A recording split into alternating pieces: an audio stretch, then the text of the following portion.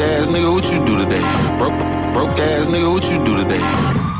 The young OG, bitch, I talk more shit than Dogface. The most dangerous voice in Detroit is running all over the YouTube streets. You better look over your shoulder, because you never know who or what's going to get it next. Because Dogface TV is in the area. 5, 4, 3, 2, 1. Mic check. 1 2 1 2. My name is Dogface Calderon. This is the YouTube streets, and today, hey, I be want to make E, aka DC Blacks. I be want to make him a permanent part of what we have going on in YouTube streets, but he's resistant to join forces with the bad guys. But no problem, because whenever we call him, he's more than willing to come and kick shit with us. DC Blacks, aka Eyone Williams, aka Mr. Big Interviewer, is in the motherfucking building. What's up, E? What's up, man? How y'all doing? Appreciate the love, man. Man, you know you're an honorary member of the YouTube streets, right? Man, I appreciate that. Right. Hey, listen, and everybody's, I'm making this nigga go last. Everybody's favorite uncle. Everybody's favorite uncle, motherfucking Uncle Juice is in the building. What's the word, y'all? Dog pound check in. Hey, listen, we live right now. Hey, I forgot this nigga right here. Oh, and Mr. I'm just here so I don't get fired. Mr. It's time to go to work himself. I'm just here so I don't get fired. Hey, Boogie, yesterday people were upset with you that you were taking you basically were siding with the Jacksonville police sheriff, saying that man should have got his ass whooped. You would whoop that man's ass. You still stand? You had opportunity to sleep on it. Are you still of the same opinion that if that man would have refused to get out that car and close the door on you, that you would have beat him? Hey, look, close the door and see. Get your ass whooped. We're gonna call Ben Crump on you. We're gonna call Jeffrey Feige and Benjamin Crump on you. You can't be doing no shit like that, man. Benjamin Crump. We're calling Benjamin Crump on you, man. Y'all know what it is, man. Hey, listen. Hey, whole police force going down behind me. Close the door on me. I'm tell them again. Everybody going down. Hey, Boogie, it's a lawsuit we gonna lose, y'all. Hey, listen, man. It is the YouTube streets. We're in session. We're in session right now. The YouTube streets is in full effect. My name is Dogface Calderon, public figure, Boogie TV, Uncle Juice, aka Beat Factory 313, and DC Blacks, aka Eyone Williams, is in the building. Hey, I think where we should start at is that, so like a lot of times YouTube personalities, bloggers, people who offer insight and use the medium of YouTube to kind of like talk to the masses of the people, right? A lot of times they really don't get the opportunity to go on the biggest interview platforms, but E had an opportunity to go on the Connect podcast with Johnny Mitchell.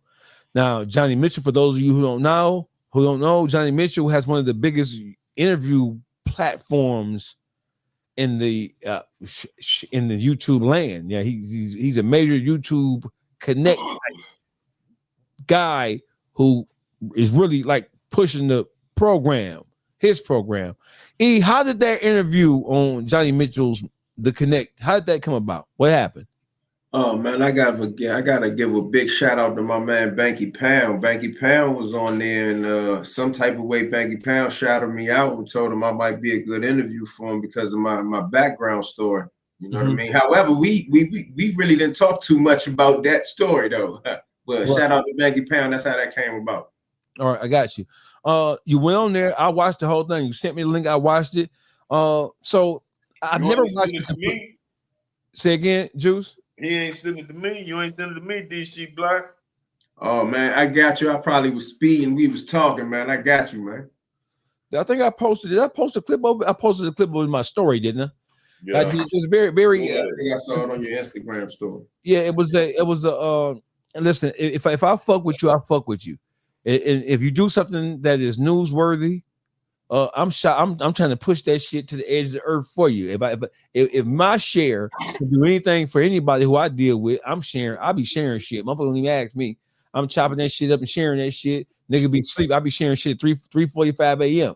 It is what it is. I watched the whole interview. I never watched an entire interview with Johnny Mitchell. I watched clips, and I watched those clips because I saw him probably on the Explore page. I never went to his channel to watch anything. I just saw Explore page type shit, right? Very, very interesting interview. It was an expose of sorts into your life, your upbringing. Can you tell us about what was being on his podcast and being in that interview space? Was that a bucket list thing for you, or was it just something that came about and when you saw it, you appreciated what it could mean and you just jumped on the opportunity? Yeah, to be honest with you, I just kind of like jumped on the opportunity. It was something to do. When I started doing this YouTube thing, I wanted to build my own platform. So as I seen dudes try to maneuver and get interviews on other dudes' platform, the whole time my whole objective was to build my own. But I looked at his viewers and, you know, see how far I reached. Since I was on there, I got hits on my website from as far away as like Australia and Russia and all these different weird places. I believe that come from his reach. Mm-hmm. I got you. Did you feel like that you got your point across on it? Did you feel like how do you rate your performance on a podcast that big? Do you feel like you were able to get off the point? Because a lot of times when people get on bigger podcasts, they shrink because of where they are. You didn't. I watched the entire thing. You didn't shrink at all, and actually, you were actually interviewing him more than he was interviewing you. That's no slight to his interviewing style, but in my opinion, you did a good goddamn job. Was there? Did you get all the points that you wanted to hit out, or was there something that you wish you could have got but you didn't have time to get to? Certain things, right? Like he had preconceived notions, and that's not to say nothing bad about him. But for an example, he asked certain questions. To give you an example, he asked the question like, you know, the DC car is the, I think he used something like, you know, the most violent car. They run the feds. I say, hold on, you asking that question from a perspective as if that's true. Like that's a case by case. You could argue that. So certain things, you know, I might have questioned just where he was coming from with the question, and everything that I might have wanted to get off on the stage like that would have been different if we was just talking. But he had interview questions lined up, so as I answered some of them, he moved on.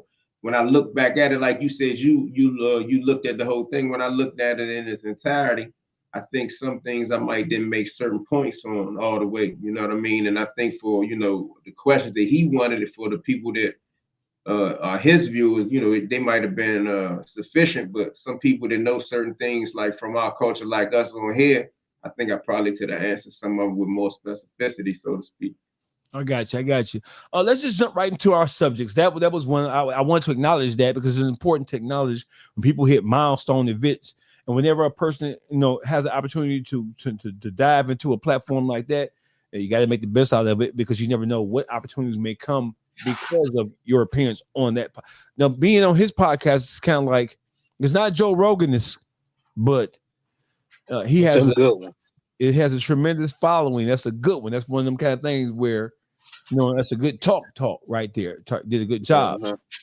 Let's get right into the heart of this shit. The YouTube streets, we're known for talking about some of the most salacious, some of the most controversial issues of the time. And I want to welcome all DC Black subscribers, everybody tapped in from DC Blacks, from Eyone's YouTube channel. Salute to y'all, man. Welcome to the YouTube streets. I don't think is this the first time that you connected with your YouTube with us, or no? No, it's like the third time. We did this a couple times. Oh yeah, so they know what it is. Y'all know what it is. DC, what's popping? DC, Baltimore, Maryland, what's popping, baby? What up, though? What up, though? Y'all know what it is. Reporting live. So listen, I don't want to talk about this, but I have to. Mimi, Lil Meech. Lil Meech was involved in a traffic stop in the great city of Atlanta. Can you play it for us? I want to just play it because I don't want y'all to think we being biased. Right. Here's the body cam footage of the traffic stop with Lil Meech in Atlanta. Now, before we get into it, they found 2 firearms inside of the Cadillac truck that they were riding in. I think it was him and 2 other people. Lil Meech was handcuffed and placed in back of a squad car. And this is the conversation that was captured by police body cam of how that conversation with him and the officer went.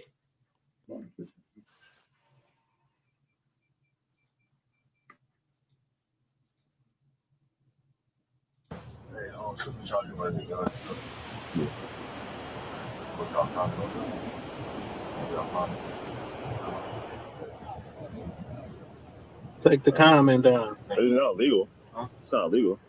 It's not legal. It's not legal what? To have a firearm. I'm talking about the other stuff. Huh? Talking about the other guy? Yeah. That's illegal. Oh. Good, man. Hey, shouldn't charge you by the gun. Yeah. Okay. What y'all found out? What y'all found?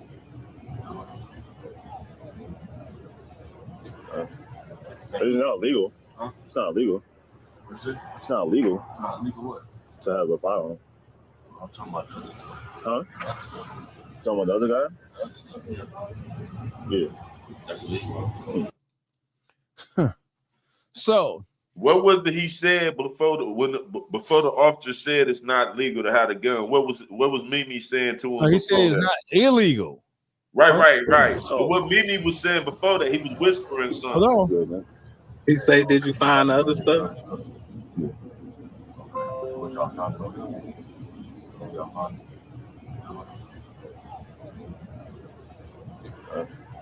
It's not legal. Huh? It's not legal. What is it? It's not legal. It's not legal what? To have a firearm. I'm talking about the other stuff. Huh? So what he was saying before that is, he's saying, did you find this stuff? And the officer thought he was talking about the firearms. So the officer said, yeah, we found the firearms. He's like, okay. He's like, well, that's not illegal. Like, no, what you mean? Huh? What you mean? I mean, the other stuff. And the officer's like, what you mean? Like, the other stuff. Did you find the other stuff? That made them check him again. Check his buddy. That made them check Big Meech's homeboy again, where in which they found some illegal contraband on that man. Which they found the other stuff. The other stuff. He had chip off the old So what happens? The police saw. They searched the vehicle. They were in the Cadillac truck. They found 2 firearms that were registered. Not illegal. Lil Meech was inquiring about, what did you find? Did you find the stuff? And the officer, like, well, yeah, we found the guns. What about it? It's not illegal. Lil Meech like, no, the other stuff. He's like, huh? What you mean? The other stuff, man. Did you find the other stuff? Now, I'm going to rest of the tape. What happened then? Did the old boy catch a case? Yeah, he finna go to jail. He finna go. He gotta turn himself in. Yes, and he went on social media and he blasted Lil Meech for instructing the police to go and for alerting them that there were additional stuff that they didn't find in their search. He was gonna let them go. He said he seen the video. He seen the video like 2 months ago. He said he didn't even know that happened. So he went through all the shit he went through, not knowing, and got his time. And then he see the video, like, damn, this nigga snitched on me. So listen, did he get the body cam footage from like his discovery package or something? Like, where did the body cam footage? No, he saw it on social media. Or did the police? It can't. It's social media. No, he saw the police put this out. Or somebody through Freedom of Information, but it hit social media to my knowledge.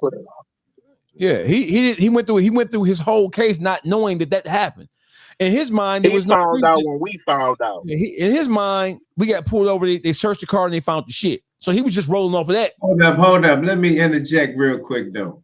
I don't know if that's true, because if you listen to the recorded audio that they had between him and Meech, and you should be able to see it right there. You can play that too. When you listen to their conversation was if they had a prior understanding that the Lil Meech would look out for him or something. So he had to already know what had happened, because they had an agreement that he acting like Lil Meech ain't live up to in that conversation. Well, he said No. when he woke up, Meech had put the stuff on him. Yeah, he But said. did you hear the conversation that they had with each other? What did he say after that? He was saying something like, yo, he had to pay his money he had saved up. He fucked up about, that his family gonna have to deal with that. Me's talking about I'm sorry and this and that. I mean, that conversation. Not about the snitching part. He's sorry because he put that shit on him. Like, man, I had to do it, bro. Type shit. Like, damn, I put that shit on you. Man, I'm the star, bro. I'm sorry, I got you. He didn't know that nigga told so on that's him. where the agreement came at then. You feel me? When he put the stuff on him and he said something. Yeah, so he was saying sorry for that. I don't he ain't know that he told on him. Yeah, I listened to the audio and I read the young man's statement who got the bad end of the stick, and he was saying that it wasn't his shit, it was Lil Meech's shit.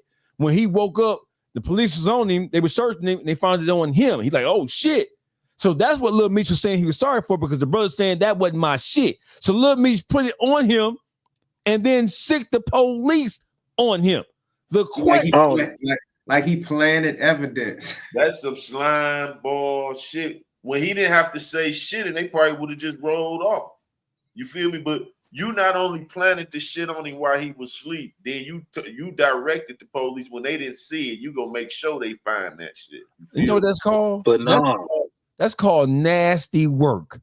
That's called but work. Wait, nastiest kind. It don't get no nastier. There's more. First of all, hold on, it do get nastier than that. It do get nastier than that. I get nastier than that.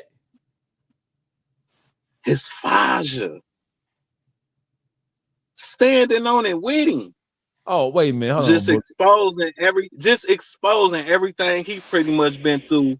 Like, yeah, I did it. My son did it. And we don't care. Okay.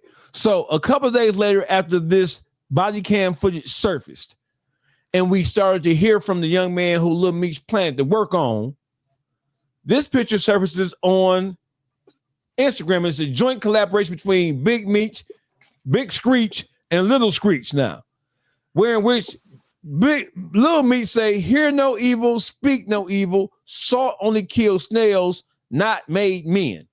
And here's a series of pictures of him and his father in Miami. How many men have to fall because of the ignorance and the stupidity of these niggas? So the question is, so here's the $1 million question. The $1 million question is that everybody wants to know is Little Meech, is he beholden to uphold the principles of the street and the street ethos of the ghetto? Is he subjected to the laws and bylaws of standing on omerta and keeping it G? Must he keep it G? Because some people are saying, well, he's never been in the street like his father or his uncle, so he's not really a street nigga. Does that fly? Does that stand? Because I think they're making mockery with the picture. After this shit come out, his response is do a joint collab with his daddy where he's saying, hear no evil, speak no evil, and he's referring to himself as a made man.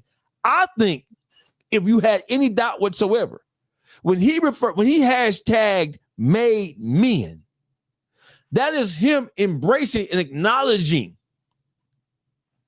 the street and the code of the street and the principles of the street. So when you acknowledge it, I think he takes the argument away from us in terms of whether he should be held.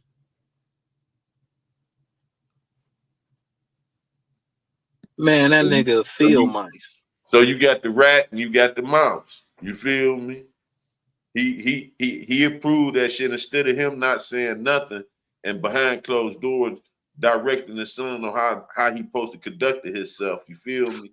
Right. He get on here and stand out with his chest out like, so what if they did? You feel me? See, this the attitude that make me have to say something about this motherfucker. You not above the program. You feel me?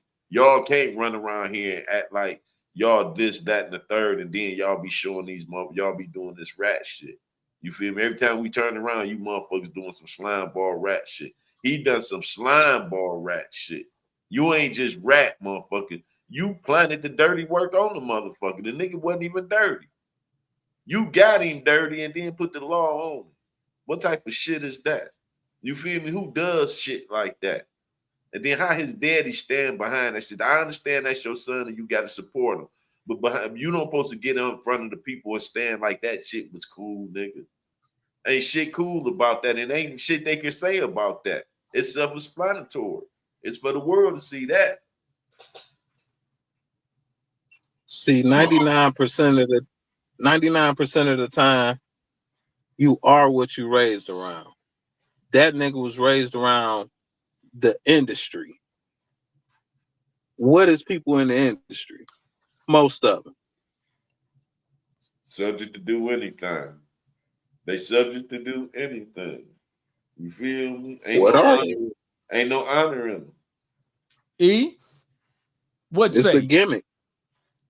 Man, I was just sitting there thinking, I drifted off and thought, and I remember, different conversations I'd have been around with people that said certain people were young and they're not from the streets and they don't know no better when they do certain things. And, in the back of my head, I'd be trying to relate to the argument.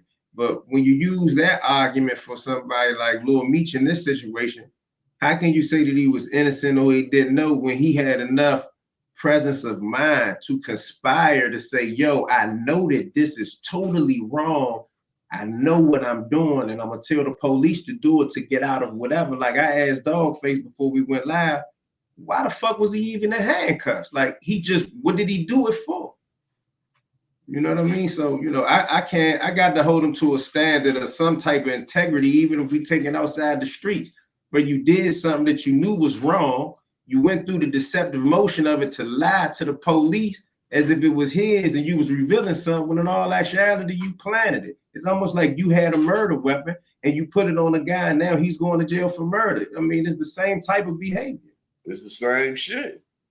Hey, if you want to know whether Lil Meech should be held responsible or accountable or whether we should place that accountability on him, all you need to know is this. When they were being pulled over, his partner was in the back in the back seat sleep.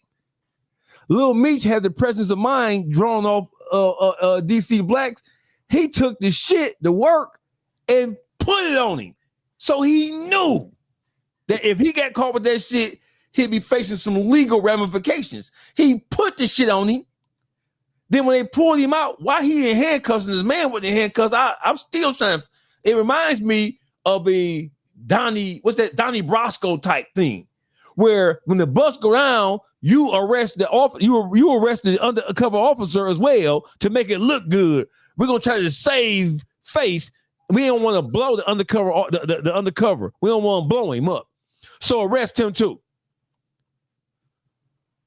But the real truth is, it's really not rat ass Lil Meech's fault. It's his man's fault, and I'm gonna tell you why. After all of what we seen when that nigga came through that motherfucking airport, I don't think no nigga should be sitting next to that motherfucker. He ain't know his age. He was saying all type of dumbass shit. Like, seeing that, man, I don't want to meet that nigga. I don't want to be next to that nigga. Dog wasn't on no illegal shit with him, though. That's the thing. No, he wasn't. But I don't want to be around that nigga. I got a record, which means I could do anything at any time. Even if you ain't on no illegal shit, that's what you get being around people like that. He'll do something like that to you. You know what I'm saying? You got all type of shit on your record. At any given time, you subject to do anything to survive. You don't need that nigga watching you. Mm-hmm. Well, he called himself getting bodyguard job. Nah, is he a rat ass nigga? Fuck yeah. Right. But you couldn't have paid me to get next to that motherfucker after seeing what he did coming through the airport. Hey, listen. So we have multiple things to take a look at. I want to point out the airport situation where he put the gun on his security, right? I also want to point out the conversation that he had with 50 Cent after the explosion between 50 Cent and his father took place, wherein which he exposed his father's business with Rick Ross, basically threw him under the bus, and he did all that shit speaking out of turn. So we know that he don't know how to watch his tongue. So it's more than just the airport shit. We have multiple things to look at. We have his response, his reaction to multiple different things to point at, to look at, to put under a microscope in order to surmise or sum up the kind of motherfucker that we believe him to be based on his own public record. Lil Meech's own public record as a real nigga, going behind your father's back, talking to 50 Cent, texting, bitching up, hoeing out, curring out. They call it cur even in DC. That's a cur move. You went and took it upon yourself to go cry on 50 Cent's lap in order because you didn't want to lose favor with 50. You understood. You understood that Rick Ross wasn't about nothing but what he was about. And then you understood that your livelihood was based on that goddamn sitcom. Lil Meech is the worst kind of motherfucker you can ever want to be around. Yeah, spineless. Real. Did you say spineless? Spineless. He Yes. ain't got no morals. He ain't got no honor, morals or nothing. And he come with death before dishonor. How could you even be saying, quoting that? Let me pull this back up. I just want to say all against y'all thinking we ain't crazy. This nigga, look at this nigga right here. This nigga go right here. This nigga say, here, he did a collaboration with his father. Let's see if this dumbass shit is on his father page. Y'all see, I don't follow none of these clown ass niggas, but let's see. Where this dumbass shit? Here you go right here. Oh, he got them on here. Hear no evil. Wait, he on here twice. What he got going on his page? What's this? Oh, what this say? Nothing can stop us. We all the way up. The Rat Pack. So his father, not only did he accept the collaboration, but he posted the same pictures. And Lil Meech got his finger over his mouth, suggesting that he be quiet. But he ain't never been quiet at all. He posing. That's his pose. That's his picture look. He a minor. Motherfucker, grown motherfucker say he a minor. Who said he a minor? That's what he said at the airport. At the airport, he was like, "I'm a minor." You ain't guess, gonna do that shit, dog. Guess what else he said? He said his father was the Black Pablo Escobar. You feel me? He told them that. Yeah, he told him that. Goofy ass motherfucker, little boy. You see, you can't make this up. So why would you get in the car with him? Hey, listen, I don't disagree with you, Boogie. Listen, at this point, hey, the United States of America, ghetto little boys and little girls, the only thing worse than a black man joining forces with Lil Meech at all, who's doing anything wrong, the only thing that could be worse than that is a young black girl letting him impregnate her to produce a third generation of rat bastard. That's the only thing I can see worse than this shit. Hey, let me address one thing real quick. Somebody in the comments said, and I've been hearing a lot of people say this, and this is my man right here. So I ain't saying this in no type of slick way, but everybody keeps saying that is what his buddy doing? Is that not snitching? No, that's not snitching to the police. He's not implicating nobody in nothing that's wrong. He's screaming on the injustice that was done to him. That's no different than me coming on him right now saying that Joe Blow told on me and this is how he told on me. It's my story to tell now. I'm not telling the police that no, I'm not snitching. You know what I mean? Like that's like saying that it's equal, although it is a form of telling, to say that somebody told the police that he did something, he went and got 30 years, and Joe Blow seen him cheating on his girl and he want to fuck his girl, so he told his girl he's cheating. That's not the same type of snitching. One is cooperating, one is telling somebody that that's not the same thing. We can't make that the same thing. A nigga telling the police that a crime has occurred and somebody else telling somebody some shit that's not their business. This is everybody's business. Everybody should know that Shorty told the police that shit from the back of the police car. Right, so it's not, we stayed a fuck away from him. His shit not far away. His shit not no form of snitching. Because the thing is, he didn't take it to law enforcement. He just advising the world what we dealing with. Like, no, these niggas not official. This nigga ratting to set me up. I didn't know this. He seen the video. The police leaked the video. That's why I asked the question, where did the video come from? Did he put the video out, or where did it come from? Okay, so listen, just the higher says it's the same thing telling bros telling. So let me explain. Let me take a step. Let me help you out, right? Telling, ratting, snitching, are they one and the same? When we say ratting, snitching, telling, stool pigeon, we're talking about telling law enforcement something about a crime, telling law enforcement about something that is illegal.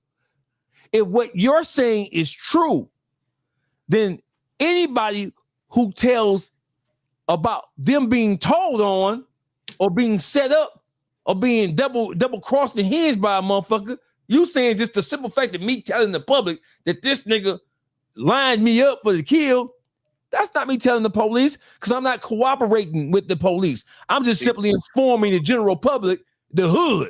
I'm putting it on hood that this nigga bold, he set me up. He put the dope on me, and then he told the police the dope was on me when the police didn't even know it was there. They had already bypassed it. We had already got away with it.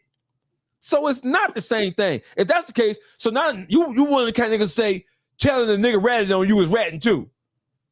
Cause he one of them niggas that a rat on the nigga that don't want a nigga to say nothing. That nigga can just be quiet and shit. Slime ball ass nigga. Ratting, this nigga say, this nigga, he say, y'all both gotta be in cahoots and conspiring together, and then it go wrong, and then you say, you go cooperate on the motherfucker. You ain't ratting on the motherfucker when you come and tell everybody else. So this nigga said, face that nigga bold. How the fuck I'm ratting? I'm letting you know, don't so fuck with that whole ass nigga. That nigga's a snake. That nigga will get you locked up. Dog fighting his case. He ain't implicated Lil Meech in his case. He didn't tell him Lil Meech. He took his motherfucking lump. Because he told Lil Meech he wanted Lil Meech to take his own motherfucking medicine. You feel me? Lil Meech supposed to go in there and confess, hey, that's my shit. Do some real nigga shit. Hey, that's my shit. You feel me? Dog ain't told on him. Y'all know I'm slow as fuck, so I'm trying to comprehend this. You saying that if a nigga tell the public, you tell the public that a nigga snitched on you, you telling too. That's what y'all saying. You're supposed to keep that shit to yourself, huh? And listen, right here. So listen, that's what all rats and snitches wish would happen. That way they can go undiscovered in their motherfucking rat activity. They can go undetected. So me telling the general public after I already got found guilty and I'm on my way to penitentiary that this nigga lined me up, set me up, and then didn't keep his word. That ain't no motherfucking. That's not. Hey, listen. So listen. What this does is it really exemplifies and it speaks to the fact that not only are Black people in general divided about the things that are most critical to us, we're also divided and we're mixed opinion about the things that shouldn't be hard to comprehend at all. So he says it's really snitching on a grander scale. Hey, the higher, you got to be, you trolling, bro. You trolling. And no, fuck Trend. We heard Trinidad James told on so many niggas down in Atlanta. You better not never be calling that nigga. Don't tell me who telling, because I don't. Y'all listen. Don't get your education in the streets from rappers who ain't never been in the streets. Trinidad James then got caught with the 3-finger whack routine, and he ran around there and like a straight up stoner white boy. Don't never listen to no nigga from Atlanta tell you nothing about what ratting is or what ratting ain't, because Atlanta still hasn't dealt with a post YSL trial. And that's the perfect segue for the switch. Lil Meech, Lil Meech is wrong as a motherfucker. He wrong. One, you got pulled over. When you got pulled over, your man sleep. You know he sleep. Let's talk about being a snake first. Let's deal with snake first, and we'll deal with rat later. Snake is you in the car, you riding around, the APD get behind you, your man sleep, you take the work and you put it in close proximity to him. So in the event that he does get searched, the police will discover it close to him. So we know how it go when you in the car riding 2-3 deep. Wherever it is, that's who shit it is. Now listen, he didn't wake up and say, hey, this ain't mine. This is Lil Meech. I know it's his because that's my man. He didn't do that. So he's saying, so y'all saying, let's see what he's saying. So y'all saying the only way you can say somebody is a snitch is if it leads to jail time. No, that's not what we're saying. No, if you're giving the information to law enforcement, bro, we can just stop it there and make it general. That's what real snitching is, bro. When you tell law enforcement something about a crime, it doesn't matter if they get arrested or not. No. We gonna cut this dry. Hey, look, we know you goofy as fuck. If this ain't the place for you, this ain't the place for you. Yeah, we ain't got about to be going back and forth about no goofy ass shit. We ain't got no time to be arguing about what's wrong? What are we doing? That's what Hey, I you said. got to get the fuck up out of here. The higher snitch supporter, he don't want a motherfucker to expose the rats and shit. He want like you said, he want to be able to run around ratting and shit, and nigga can't say nothing about it. Keep that to yourself. Y'all just telling on motherfuckers. Niggas can't even tell a real nigga to watch out for This simple math, man. We ain't about to be sitting up playing now. Come on, man. If he don't understand that, he don't understand that. Then let him we was playing yesterday. We ain't playing today, man. Yeah, hey, listen, we're gonna have to start cussing niggas out like we traditionally do on YouTube streets. You come on here with that goofy, dumbass shit, we're gonna have to tell you something. So listen, that's the perfect segue. Shout out to the hire, shout out to Jerome Gibson, shout out to everybody tapping in from DC Black's page, Public Figure Boogie TV, the Beat Factory 313. If you joined from Dogface TV podcast, you know I fuck with y'all, man. The Dog Pound. We don't call our chat.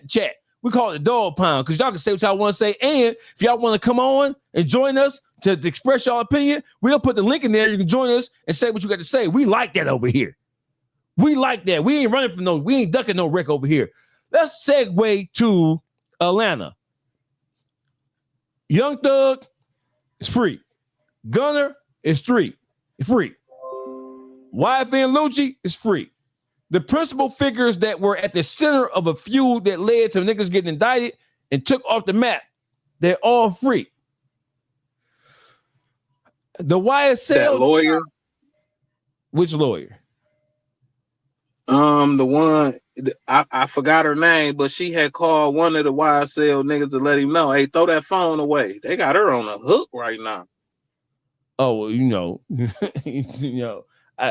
how did they know that she did that? They already had they was running her through it for a second during the YSL trial, and I guess they put her on hold. However, they got that information that came on the YSL trial. Well, listen, I'm a firm believer that the YSL members were doing so much telling, going back over a decade. Now that we've had the opportunity to experience the trial, we know that multiple members were cooperating with the police, and the ones who were not cooperating prior to, some of them cooperated during the trial. And now we have multiple members who are free now, who for a fact cooperated with law enforcement, provided intricate details about crimes that were taking place. Man, they're now free, on probation, on parole, living in Atlanta. So my question to this esteemed panel is, what does Atlanta do about all of the rats that were discovered from the YSL trial? What does Atlanta do about them? DC Black.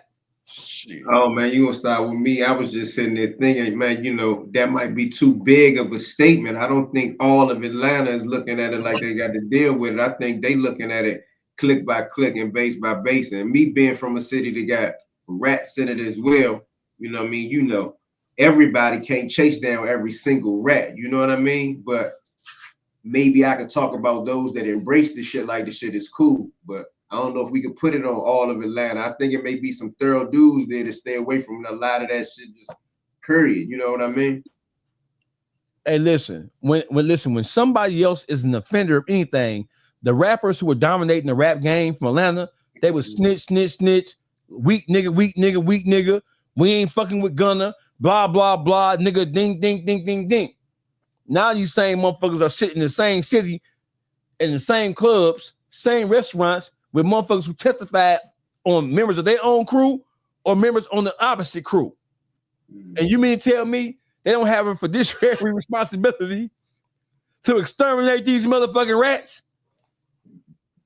The thing is, it's more than one way to exterminate rats. You feel me? See, they looking at it as, because some of them rats, a lot of them rats that we talking about was putting niggas down. They was dropping shit. You feel me? They some dangerous motherfucking rats. That's why I say them motherfuckers coming out of Atlanta is some very dangerous motherfuckers. Why? Because they're down your motherfucking ass. And when you try to get back, your people try to get back, they gonna tell the police. You feel me? They working with the police behind closed doors, even when it ain't no beef going on. We seen that all of them was, anytime police won't talk to them, they go in and they get dropping dimes on everybody on both sides. So the thing is, what you do with niggas like that, call them out. See, call them niggas out. Y'all won't even, everybody ain't no killers. We understand that. Everybody in the game ain't no killers. Yeah. So we can't kill everything, right? Okay, but why is these motherfuckers still able to come around and get money? Why they still able to come around and like everything cool? No, when they come around, they supposed to be real uncomfortable. You feel me? Niggas supposed to get the pulling off. You feel me? No, I'm out. When the niggas pulling up, niggas leave, nigga. They don't supposed to be able to hear nothing, be around nothing, vibe on nothing. Flat the fuck out, cold they motherfucking ass out. Let them be loners on earth. You feel me? Go migrate with each other, motherfucker. You feel me? See, we got to play them like a cancer. See, cancer need groups. That's why they doing it in mass multitude of rats now. It's beyond. It ain't. They not even hiding it or disguising it no more. You feel me? They look at Meech and his son. They stepping out with their chests out. You feel me? Look at Woody, whatever that motherfucking name is. They stepping out with their chests out, and they congregating together. So what we got to do is we got to congregate together. See, that's what's wrong with us now. The real niggas not coming together. Real men. I ain't gonna say real niggas. I'm talking about real men. You feel me? Real men ain't coming together. Only way we beat these motherfuckers, these rats, these homosexuals, and everything else is we come together as real men and start demonstrating what a real man look like. You feel me? Being with a real woman, being a father in the household. Start showing that hustable lifestyle again from a real man point of view. You feel me? We ain't standing on that. That's why they able to do these things that they doing, dog. And they break it. They doing it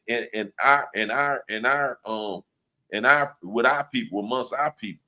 You feel me? And that's what's separating our people. Ain't no trust or nothing there.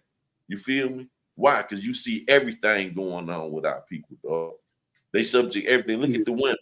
All the women now is whores. You don't see a Claire Huxtable no more.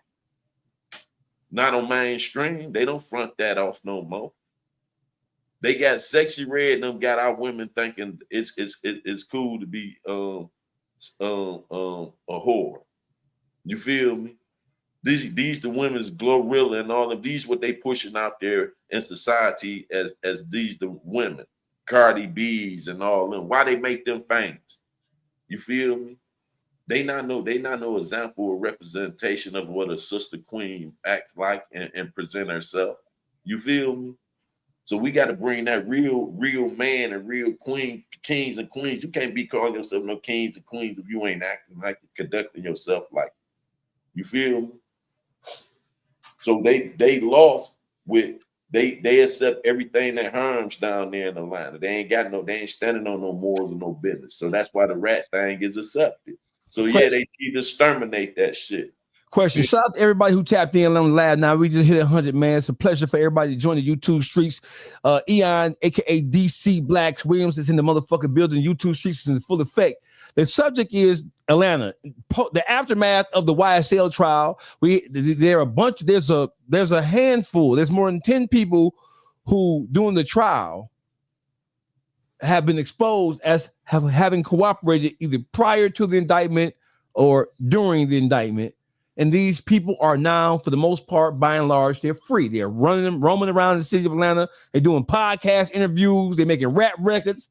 They have resumed their normal life despite the fact that they have a rat jacket on them. But shit, they doing better than they was doing before they was exposed. Yeah, they're getting paid for interviews now. They're getting paid. The motherfuckers who told have more of a public image than the motherfuckers who kept shit funky. And the motherfuckers who told are dropping rap albums and singles and shit like it's nobody motherfucking business. And they eating it up down there. They getting paid for interviews. They on all the blog, all the interview platforms because people are more interested in hearing the story. My thing is people are more interested in hearing from the people who ratted than they are from the people who held it down. DC Blacks, can you tell me, is this a phenomenon or is this just something that is exclusive to the city of Atlanta? Nah, I don't know if it's exclusive to the city of Atlanta. I think, man, you know, a lot of these guys that we calling rats that's in this mainstream spotlight shit, I think they gonna talk about things that people on these platforms want to hear. I can't really break down why it's cool to do, but keep in mind a lot of these people don't have that same compass where they care about who's a rat or who's not. I mean, we all on here know that, so I ain't exposing no exclusive truth. But I mean, if you just look at Woody, like brothers brought up, if you just look at him, look at the platforms that he go on, the people that's already on some of the platforms. You know what I mean? I don't need to call no other names on this platform, but some of the people that's on the platforms that he comes behind already do some wild shit. So, you know, it's a character almost like it's a ready-made mascot. They can walk straight into it. Remember, man, in my opinion, and I think a lot of people would agree with me, I mean, people that adhere to some type of code, they are a minority. A lot of people either don't care or straight up break it. So even with us having this conversation, 25 out of 100 people may be the only people that even can relate to what we talk about. Some people just think that, oh, that's what they think, and who cares? Their spouse, be it girlfriend or boyfriend or whatever, may be a rat, and who really cares? It really only apply to dudes that's living that way. So, you know, I can't understand it to answer the question. I was trying to give you a rationale, but I think that a lot of them dudes are able to portray the street or the urban image, and you know that allows them to be funneled through these platforms that want to hear about what goes on behind the scenes.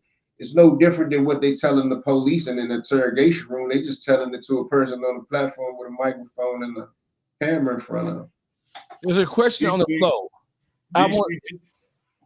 Go ahead. I was just gonna say, DC, just say what you don't want to say. I'm gonna say it, DC. Ain't nothing happening to these motherfucking rats. That's why they feel so motherfucking comfortable doing what the fuck they do. You feel me? See, back in yesteryears and shit, you know what I'm saying? Nigga, mama house get firebombed. Nigga, little brother get sprayed or something. You feel me? Nigga, uncle get shot up. Nigga, granny get slapped around and shit at the grocery store or something. It be threats or something sent to let nigga know. Say something if you want to, motherfucking. This go down. And it's real shit go happen. And see, ain't none of that shit happening now. So motherfuckers, okay, motherfuckers. Because the price of extermination highlight. 6ix9ine was the front man for the entertainment of a major motherfucker ratting, and then ain't nothing happened to him, and he still stuck back out. He came out day one and went on Instagram, and 2 million motherfuckers tapped in his Instagram first day. 5 seconds he was out of jail. You feel me? And he the biggest rat. So once nigga seen ain't nothing happened to 6ix9ine, so then the next nigga did it. Ain't nothing happened to him the next. So that's what it's monkey see, monkey do. So they comfortable with doing it because why ain't no repercussions of being a rat but going to get your pockets fat? Because what they seeing is motherfuckers telling Charleston White promote ratting and stuff and telling them you could get a bag. And what they doing? They rat on a nigga major, then they go on these big platforms. They get 15 minutes of fame, get some nice paychecks and all that, and blow up.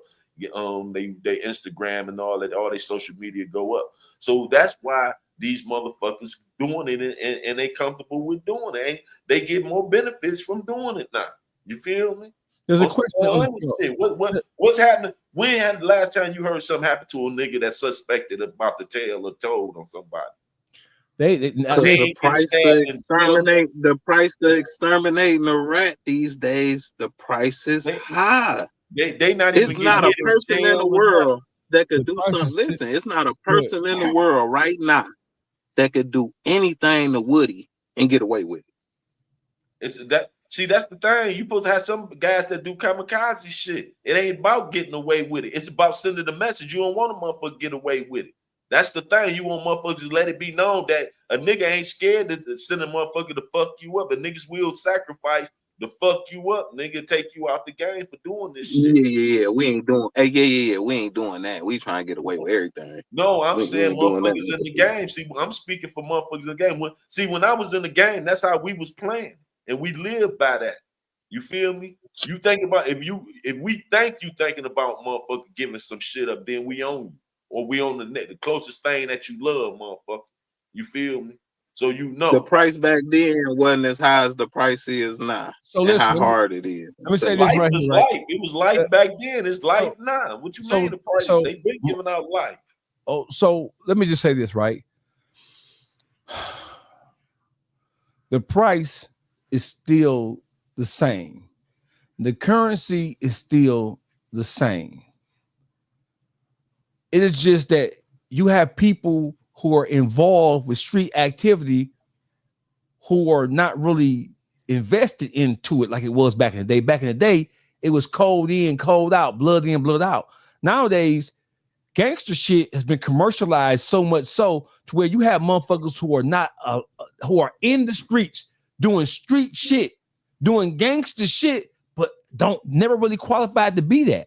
And so as soon as something go left, they're gonna break down whether it's a beef in the street with somebody else or whether it's getting caught by law enforcement. They break it down immediately because these niggas it was never a test. They were never put through a grooming period. They were never put through a rite of passage. You got niggas who not gangster who should never have jumped off the porch like a motherfucker, and they running it and they serving it like they straight cut, but they pussy and been pussy from day one. But niggas allowed them to function. They allowed them into the function. They allowed them to come in and dance with the rest of the motherfucking gangsters. They should never have been. There's a question on the floor. The higher he came like he got some sense. He says, should street dudes have a deep-seated disdain for rats?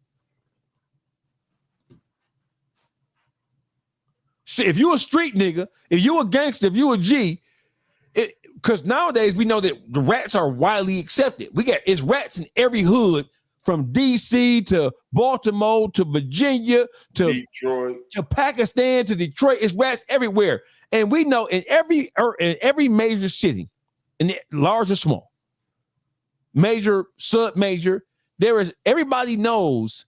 All four of us know somebody who's told on a motherfucker in the hood and still operating in the same hood, and there has been with no repercussions, and there's no blowback for a variety of reasons. One, all rats ain't hoes. What you mean, doggy? All niggas who have ratted on a nigga, being a rat don't mean you a coward. No. It just means that you don't want to accept the responsibility for your actions and you don't want to go to jail. Now, in my mind, that's cowardice behavior. But from the man eat man, mano eat mano, motherfucking gladiator shit, all rats are not cowards. We got gangster rats, and we've always had gangster rats. It's not new. But with YouTube and Instagram and social media, all of this caveat, this look into the ghetto. Ratting on a nigga is not new. Ratting on motherfuckers and still running around like they ain't did shit. That is not new. It's becoming more commonplace because, like Juice just articulated, there used to be a consequence. Rats used to move out of town and go reinvent themselves somewhere else. Nowadays, the rats ain't moving no motherfucking where. The rats are sticking their chest out. They joining together with other rats in their city. They sticking their chest out and they daring the motherfucker to do something to them. Some of the biggest gangsters in the city of Detroit are rats. They cooperate with the police. They cooperate with the feds. And they get money. And they got niggas who are going to defend them to the death because they feed niggas in the hood. And the niggas in the hood who really like that, they don't give a fuck if a nigga a rat as long as they eating. So the question is, should street dudes, should gangsters, should street niggas should have time changed to the point to where a street nigga should look at a nigga who told him motherfucking, should we really be saying he ain't told on me, so no harm, no foul? What we got going on? Fuck no. That's what got the game fucked up, having that type of thought there. See, they thinking you crashing out if you go at the rat. No. See, they used to get money by themselves. See, in our times, we had a team. Everybody played a motherfucking part. It was niggas on the team that was their job. They didn't have to sell dope. They didn't have to do nothing else. When it was time to do sacrifice, they go sacrifice, and they taken care of. See, motherfuckers kept their word. Then the lawyer was taken care of. Their phone bill was taken care of. Money came on their books. All that. If nigga didn't play them. You feel me? So everybody got a different different role to play on the team. So when situations like that come, you supposed to, if you in the streets, I'm just talking about the game. I ain't saying do this, but if you in the streets, you supposed to have killers on your team. Why? Because you got money, you making money, you got a product to protect, you got a neighborhood you trying to hustle in. So you supposed to have some killers on your team if some killing need to be done. You feel me? So it ain't about you crashing out of none of that. You know what I'm saying? And the thing is, you just don't go on no mission. It's when the opportunity presents itself. You don't crash out and do it. When opportunity presents itself, y'all on top of it. Sometimes you make the opportunity present itself. You feel me? That's if you playing in the streets. I'm just speaking on if you in these streets. Because it shouldn't be this much motherfucking telling going on. And it's obvious, and motherfuckers sticking their chests out, and it's still like a revolving door with this snitch shit. Now, the shit just got way, way out of control. Like Dogface said, snitching been about since the game started. There's always a motherfucker that go drop a dime, but they did it incognito and try to do it when they know they was doing it indiscreetly. There's no indiscretion going on nowadays. So my thing is, so right now, so listen, so I'm the kind of my Dogface TV shit absent on the side of the YouTube Streets panel. My dog, listen. So what I get, literally, I get dozens of emails and DMs and inboxes every week where people are sending me paperwork on people who have status in the city of Detroit alone. They telling me what rappers get robbed in DC, in Maryland, what rappers get robbed in Philly.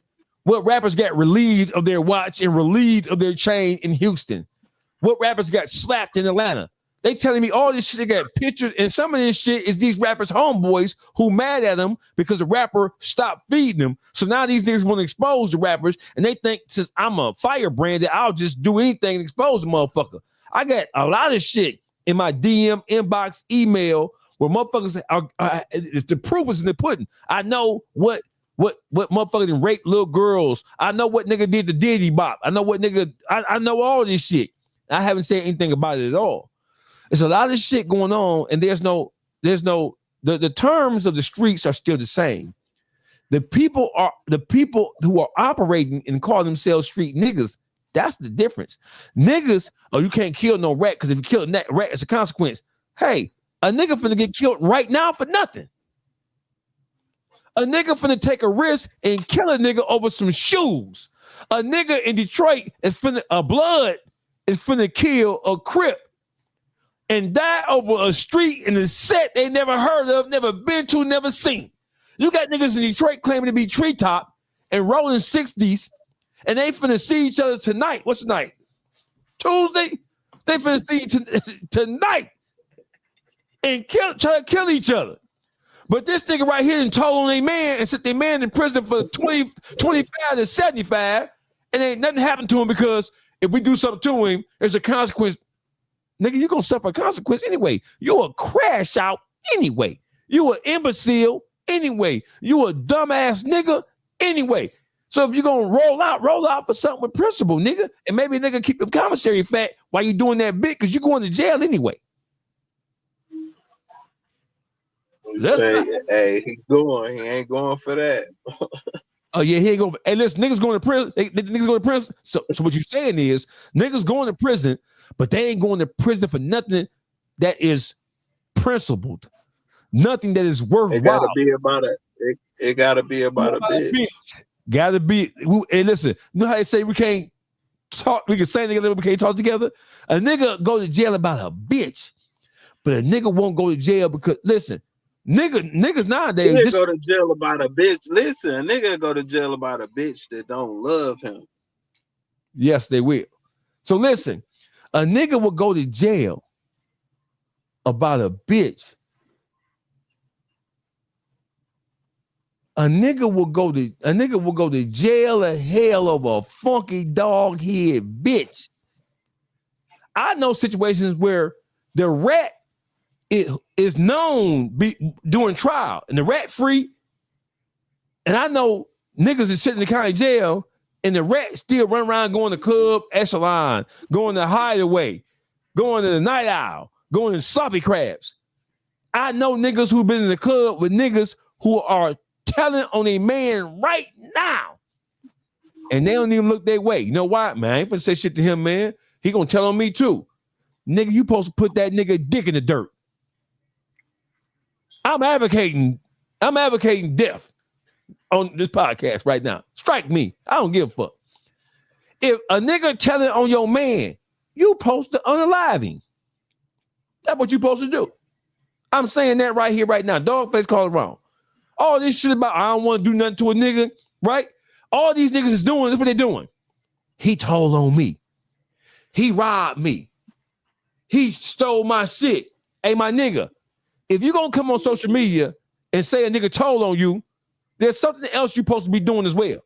You supposed to be telling, your man's supposed to be telling that story for you while you in jail for fucking that nigga up. That's just like saying, man, a nigga Eyone broke in my house and took 2 bricks, $50,000, my Rolex and my chain. I'm not going to social media and tell no nigga Eyone did a motherfucking thing to me. Y'all gonna hear about it.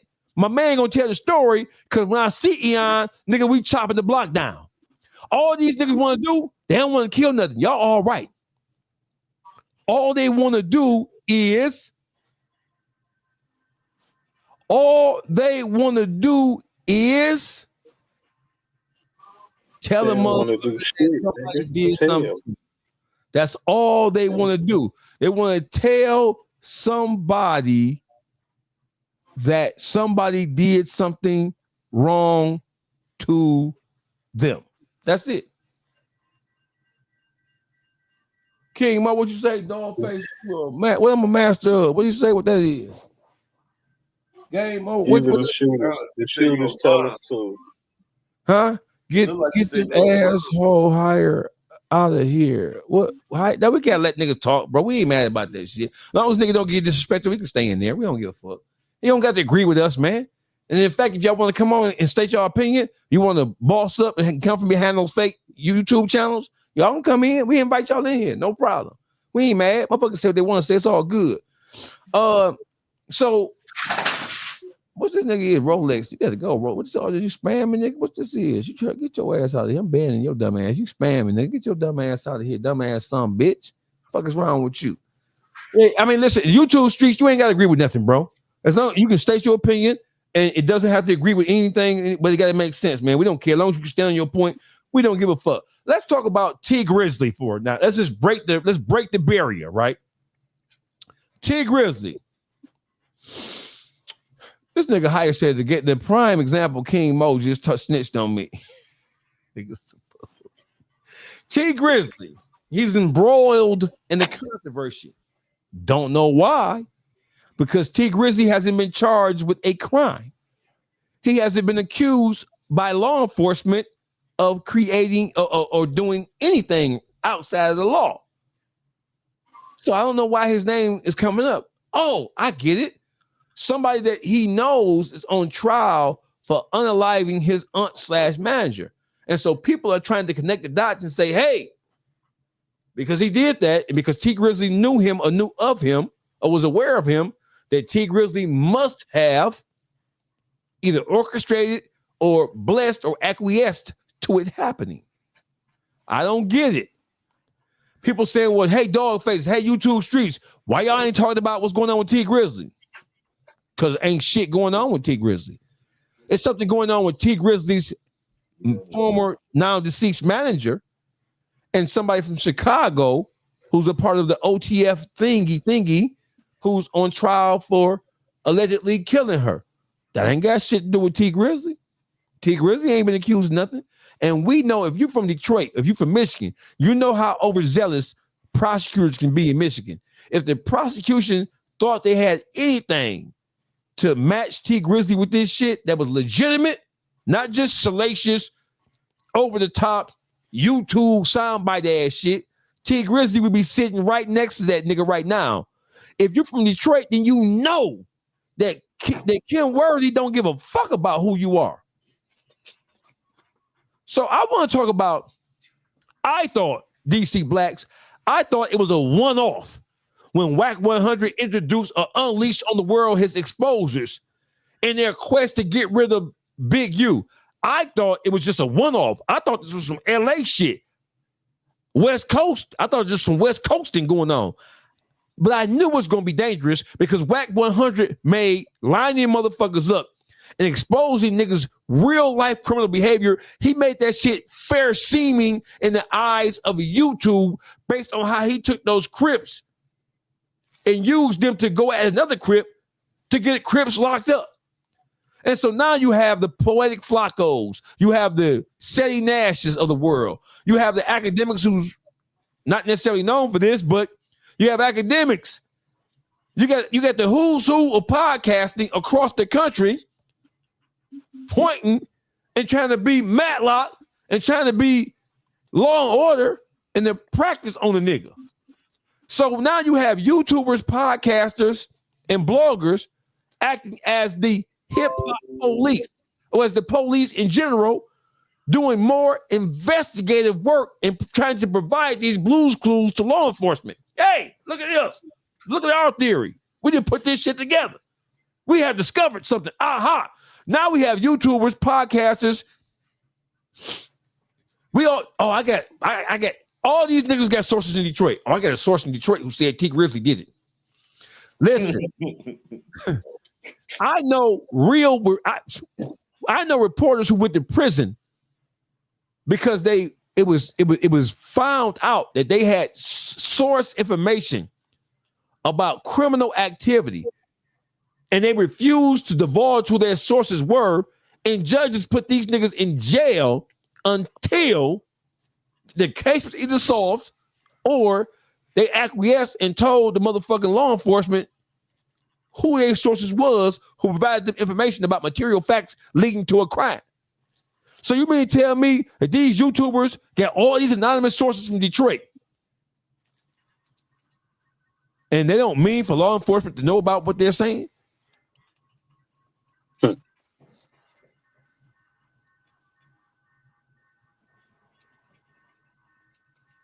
You heard the rumor, and that got debunked. And they still running with shit. They think they Columbo.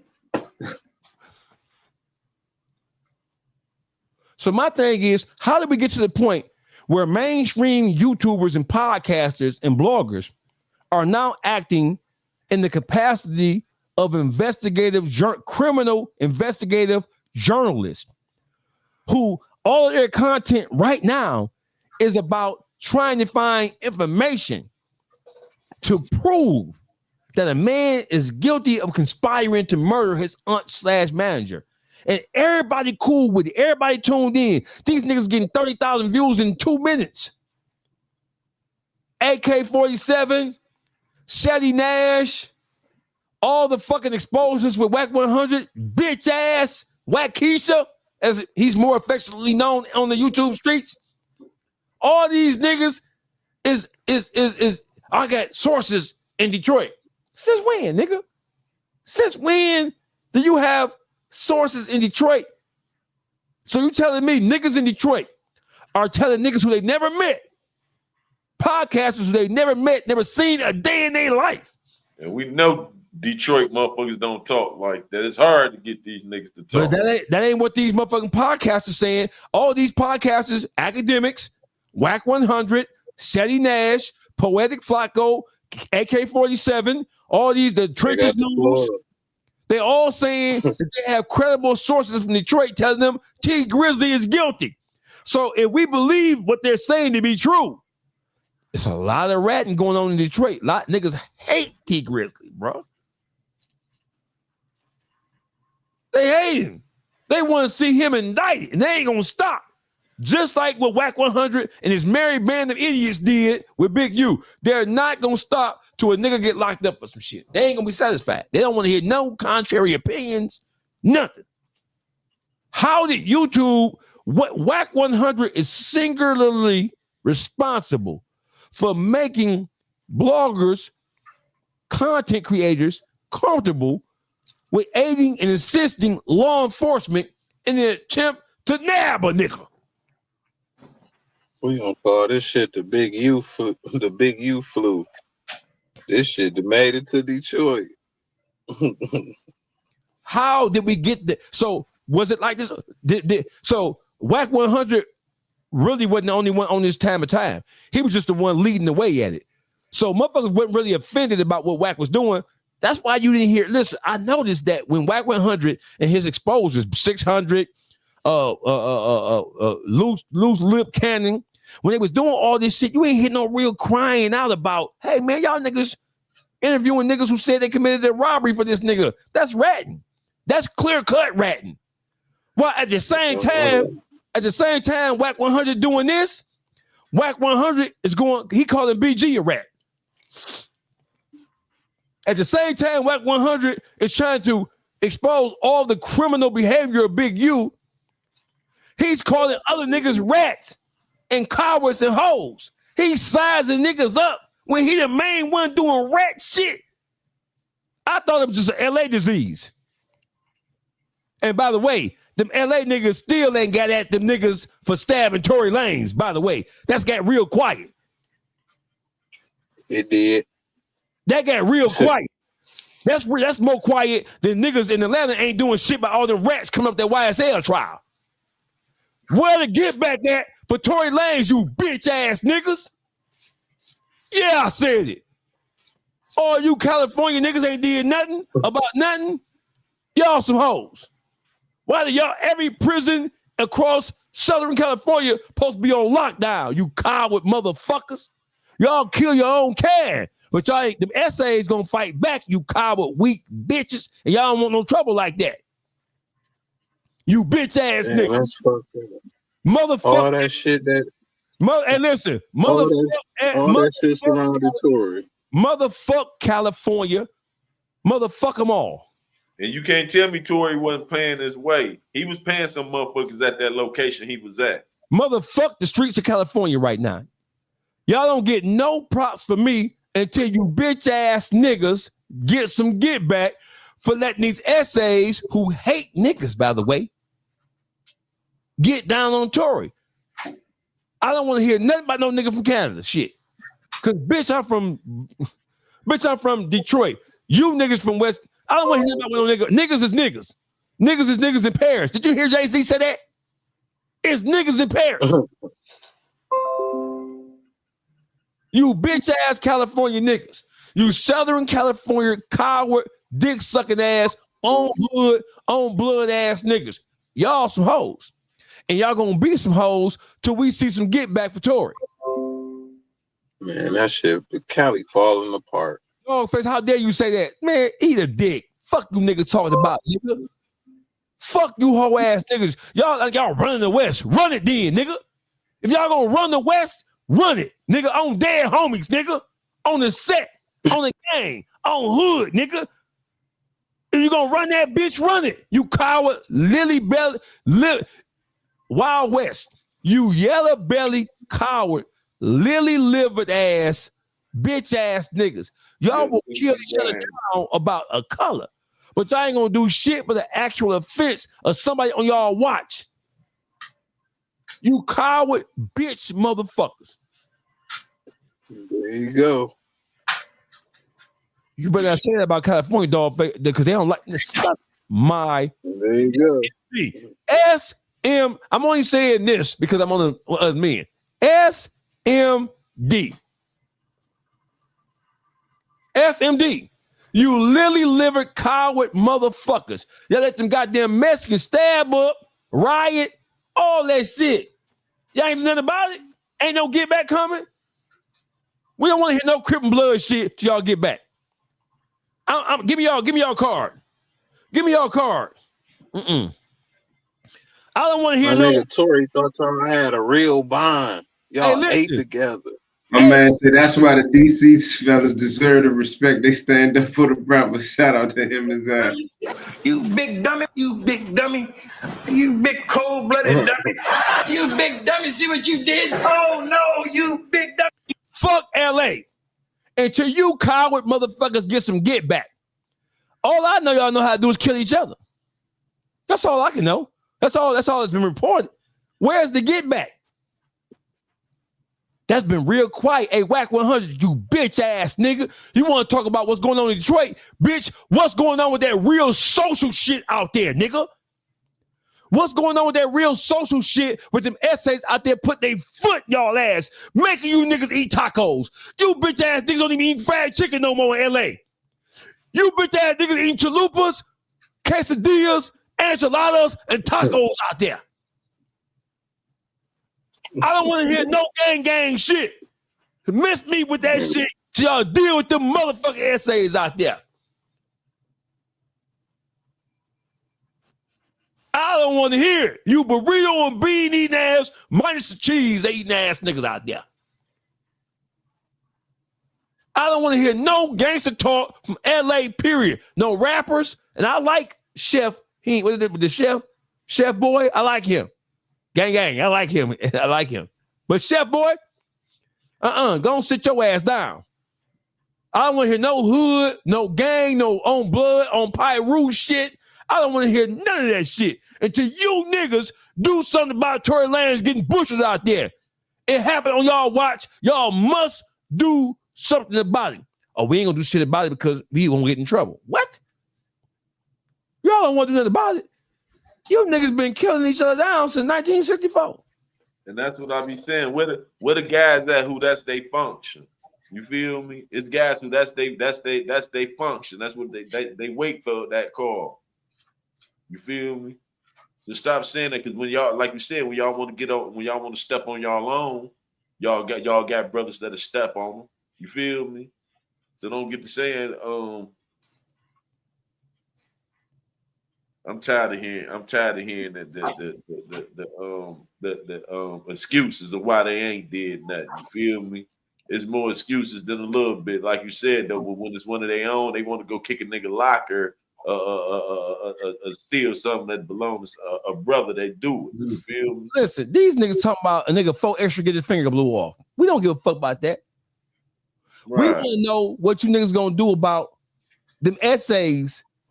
Violate they essay supposed to come check in with y'all. I don't give a fuck if you on blue hole card, protection, PC, don't care. Listen, DC Black, you know as well as I do. Even when motherfuckers get ran up, and when they on, it's certain things you can do to get yourself brought back on certain yards in the state and fed. It's certain shit you can do. Man, go take blast dog and we'll let you back in, even though we know you. Know what I'm saying? And the PC yard is not totally separated like that. What prison y'all been in? It's separated, but it's communication that happens between PC, blue hole card, whatever you call it, blue hole card, PC, protective custody, whatever. It's communication going on between the big yard, general population, and PC. There's certain things that niggas at PC can do to earn re-entrance into the goddamn mainstream population. If a nigga run up over there and we tell you, let nigga bust that nigga out, you allowed back on the yard. So I don't want to hear that shit. I did 17 straight years, nigga. There is certain things you can do to win your acceptance. You still gonna be a rat bastard or a bitch nigga. But nigga, we ain't gonna fuck with you because you took care of something that needs to be taken care of on that PC yard, nigga? Who you sacrifice. Who you think y'all talking to? There's certain things you can do on PC while you on protected custody with your finger up your coward ass. There's certain things you can do to win interest or to gain interest back into general population. And any nigga say they can't, lying.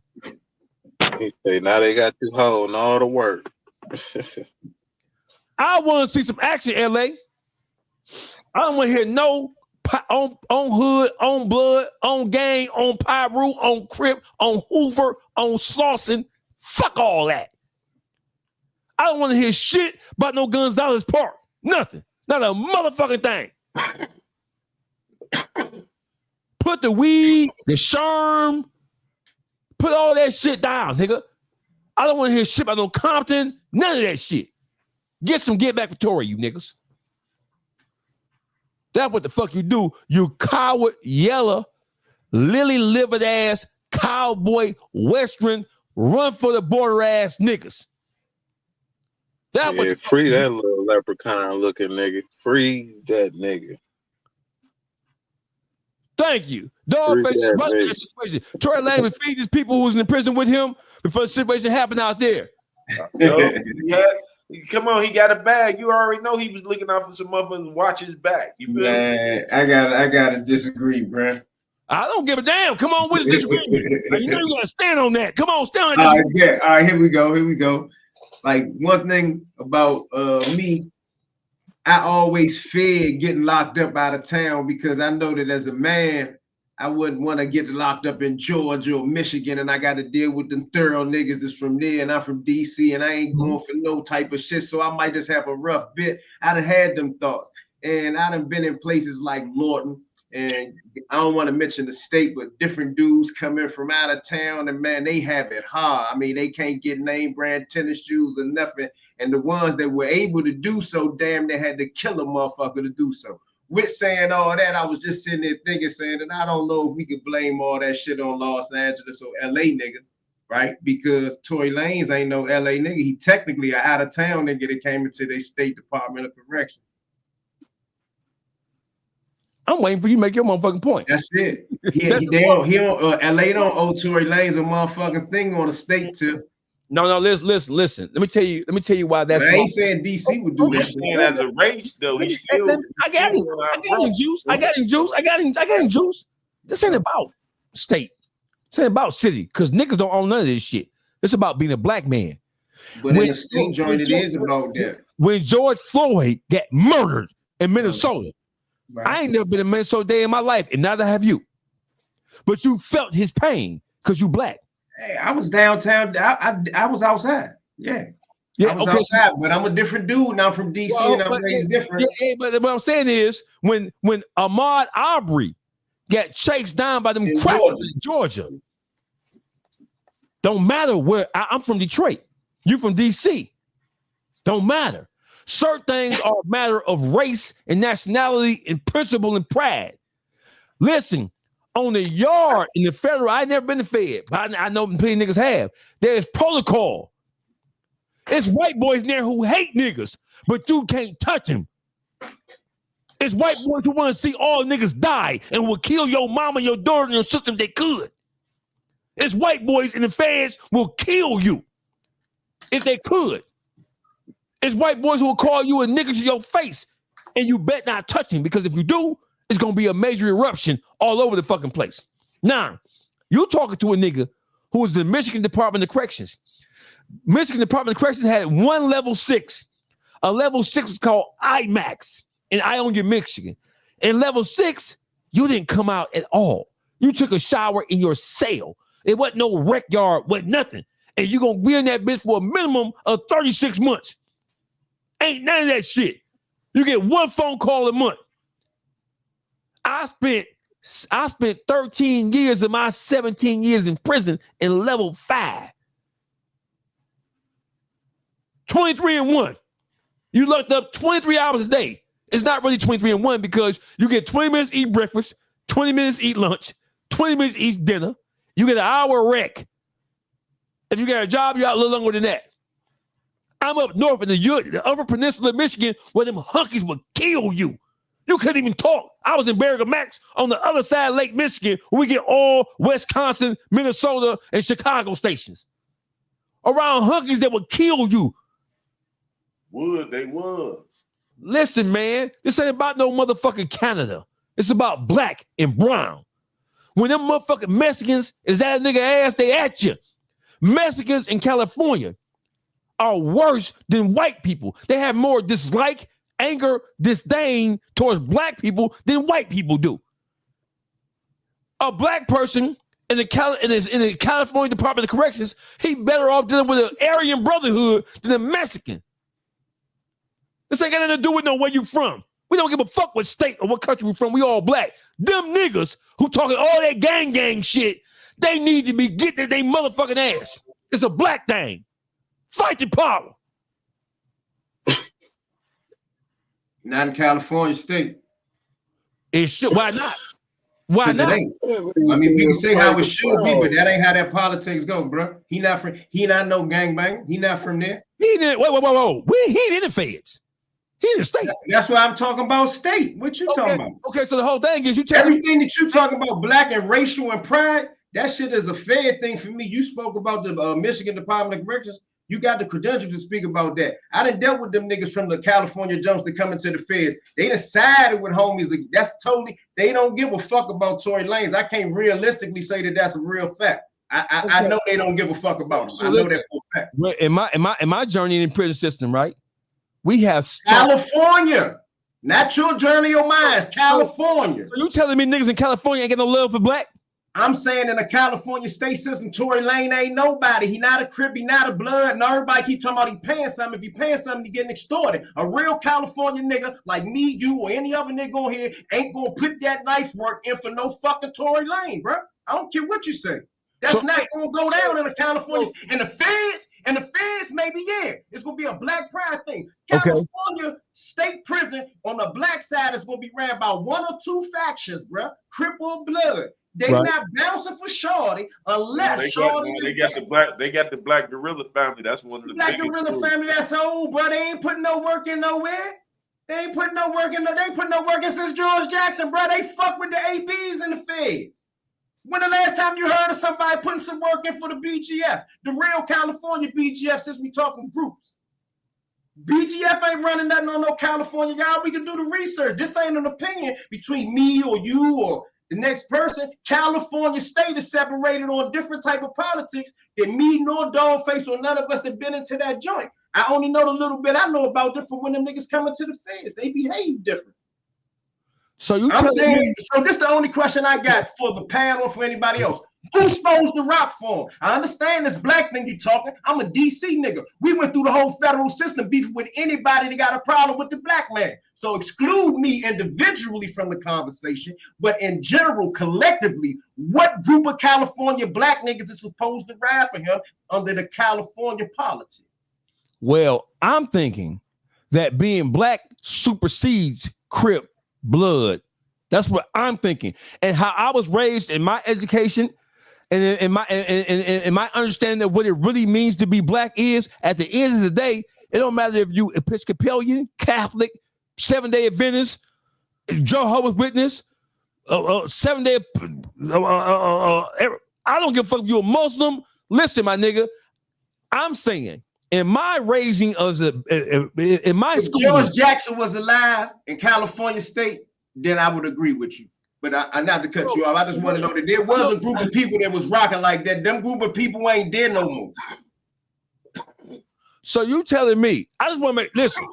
I just want to, because you have more of, because you were in the feds so long that you know how to, because you get guys coming in from the right. Yeah, I mean, we had a major beef with the white guys from California. That's who the AB was. Certain black guys from California joined with them on some California homie shit, man. The politics is funny. Many people don't speak about that, bro. Them California prison politics, they very different. That's I ain't gonna act like I'm an expert, but right. The California prison politics, they different. So DC Black, are you saying that there is no black pride left in the? Go ahead. I ain't gotta get. You know where I'm finna go. I ain't gotta say. Yeah, but I don't want to cut you off, man. Go ahead. I want you to. You about to drop that. You about to drop the hammer. Go ahead. I'm finna go. The next question that you about to say is really a universal joint. It's going to be bigger than California. Yeah, listen. This shit is listen. When you have a group of people who do not identify with being a minority and they don't feel like they have any congruity with black people. When you have a group of people as large of a population as the Southern Californian Latinos, Chicanos, whatever you want to call them, don't know. But are you telling me we know for a fact that the Southern California, the Salernos, right? Those who identify as Southern California Chicanos and Mexicans, they hate niggas for the most part, not all of them. They move and they migrate in pockets, and they are not supportive of anything black. There's so that the relationship between blacks and Mexicans is not the same relationship between blacks and Mexicans in DC. DC a black city. They don't have the numbers enough to stick your chest out. In Detroit, we got Southwest Detroit, where the majority of them congregate. They ain't got enough numbers. And we know that certain groups of people, they don't really act like themselves until they get the numbers. In California, they got the numbers, so they can really be themselves. They can really express how they really feel about black people and everybody else. So are you telling me, Eyone DC Black Williams, that being a black man doesn't supersede your set or your affiliation when it comes to being attacked by a whole different race who wants to see you die? That's the question, right? Yes, sir. In California, it's going to be different than where I've been, bro. Even though you saying it in the correct way, I'm telling you, that's why I asked the question before I went in on that prison politics shit. Who is responsible? And you gave a universal answer that all the blacks are responsible. That's a DC thing. So I'm even playing devil advocate to speak towards California politics, but I know that the state of California, their prison system politics, they have unique politics as everyone else. And I know that Tory Lanez is an out-of-towner. I done served time in out-of-town junks. Dudes that are not from your state, your city, your county, they always have it rough, bro. I'm not going to exclude that fact. That's a universal prison fact. If a DC nigga get locked up in Michigan, he gonna have a hard time, bro. By himself. He gonna have a hard time until he establishes himself. That's the rules. That's the joint. Now, if Tory Lanez was in federal prison, I think it would have been a major issue soon as it happened. I don't think it's first and foremost. He wasn't in no. In Michigan prison, if you're a real motherfucker, you just gonna be accepted as a real motherfucker. You ain't gonna have it hard just because you from DC. You feel me? You gonna have it hard if you from DC. If you in Michigan prison, you trying to rep DC and call and throw your chest out there, then they can go check your temperature. But that's what DC niggas do. So I will be being anything. When I come in there, I'm gonna come in there a certain way, and another nigga from Michigan will be like, "Who the fuck you think you is?" I'm getting on the phone, bro. I'm not gonna be 12th on the phone, and when 12th person come, another Detroit nigga and another Michigan nigga say, "Oh no, my man there, we gonna get into something." That's what men do. And I do understand what you said. They don't even have. Let me tell you something, bro. I spent 17 summers in that bitch. Bro. So you ain't never seen nobody get took bad in the whole state of Michigan. Nobody's shoes got took. Nobody commissary got took. Nobody ever got smacked. No. Yeah, no. He's saying because you out of town from out of. Listen, bro. I'm talking about period. Even from Michigan. Listen, it's more disdain. It is more beef between Detroit and Grand Rapids, and Detroit and Flint. That's geographic. No. It's inner city, bro. Some of my closest allies in prison were from LA. So y'all treat all dudes from out of town in y'all state prison, and listen, like cool. They don't know you, so they ain't got don't do that, bro. Well, and listen, and Michigan, of course, you're gonna. All right. I'm gonna give y'all that. I'm gonna leave that alone. I've been locked up around Michigan niggas in the feds that don't like nobody that's not from Michigan. Yeah, but so that's what I do know. That's fair, and that whole mentality come because that's Fed politics. All right, cool. But in this, that Fed politics is a bad motherfucker. It's not like state. In the state of Michigan, niggas ain't gonna fuck with you or fuck over you because you're not from Michigan, bro. They not. Everybody in Michigan. So Michigan used to be. Somebody from Michigan gonna try you, bro. You might say that, and you may speak that, and I'm gonna accept that from all y'all because that's where y'all from. I met Michigan niggas that was gorillas in the feds and told me how they turned it in Michigan. Hey, listen. Any you talking about some fed niggas, and just because a nigga fed don't mean he thorough. Let's get that shit straight. No, I say from Michigan in the feds that told me what he was doing in Michigan. No, listen. He was doing that in Milan, in the fed joint, not in state. In the state. No, bro. I'm telling you, he came from Michigan. He lying. All right, okay. My name is Chris X. My name is Chris. I'm one of the most dangerous motherfuckers that walked in the MDOC from 1992 to 2009. Gotcha. I'm telling you, some of my closest friends was niggas from LA. Right? Niggas straight LA, straight crippin'. Nigga, if you a real nigga, niggas gonna respect you. You gonna bond in. You know what I'm saying? You gonna make acquaintances, and your acquaintances are your acquaintances. Now, can you just be out there by yourself and balling and stunting on niggas? No, everybody gonna get it then. You ain't gotta be from out of state to get that. You ain't gotta be. No, nigga, listen, Detroit run Michigan. Detroit has a problem with everybody outside of Detroit for the most part. Right, for real. It's more infighting in Michigan. Not with niggas not from Michigan. It's more infighting because Detroit is a dope man city. I think most states got the apex. We get cool with all the outside motherfuckers. We the plug. Listen, here it is, right? Michigan is a dope city, a dope pushing city. So most motherfuckers in Michigan have a problem with Detroit niggas because Detroit being the bigger city and Detroit pushing that bag, and Detroit typically invades smaller cities and push that work. And they actually migrate into those cities, fuck the baddest hoes and all the other kind of shit. So it'll be animosity because of the dope game. The dope game is really what draws the division between Detroit and Grand Rapids and Muskegon and Kalamazoo and Battle Creek and all the other kind of shit. It's the dope game that causes dissension in Michigan. It ain't about no Crips and Bloods. But that's why we get cool. That's why we get cool with out of state motherfuckers, because we the plug. We get most of the money from out of state. If you came to Michigan right now and we using it with me, and you touch down, you come to quarantine, I see you, right? I'm like, what's up with you? If I see, because people know who I am. I'm ignorant. I'm an ignorant motherfucker. So I'm like, what's happening with you, blood? You cool? Real cool. I'm interested if you can tell on a nigga or not. I don't give a fuck about where you from. Once I see that you a solid motherfucker, you become my mans. A nigga from my city can't fuck with you, or at least they suffer a consequence. That's what's really happening. And in Michigan, I don't give a fuck if you a Crip or Blood, a GD or Vice Lord. When it's time to get into it with them crackers, them ABs, the Aryan Nation, nigga, you gonna rad. If you don't rad, we stab you, nigga. We don't give a fuck what you call yourself, nigga. I know it because I was in Michigan Reformatory in 1996. And we got into it with the Aryan Brotherhood. We used weights to bust them in their head and try to kill them and splash their brains out. And they had knives. The police let them throw knives out the window. I spent 13 and a half years in level 5. No, nigga, you could be from DC, nigga. We fucking with you, nigga. We don't give a fuck where you from. Do you know how many 5%ers came from New York, Philly, Connecticut? Back in the day, Michigan was ran by religion. It wasn't ran about what city you was from. It was about religion. You was a Moor, a Nation of Islam, a Melanic. We had religions that were recognized in Michigan that weren't recognized nowhere else in the country. We had the Melanic Islamic Palace of the Rising Sun. That was only in Michigan.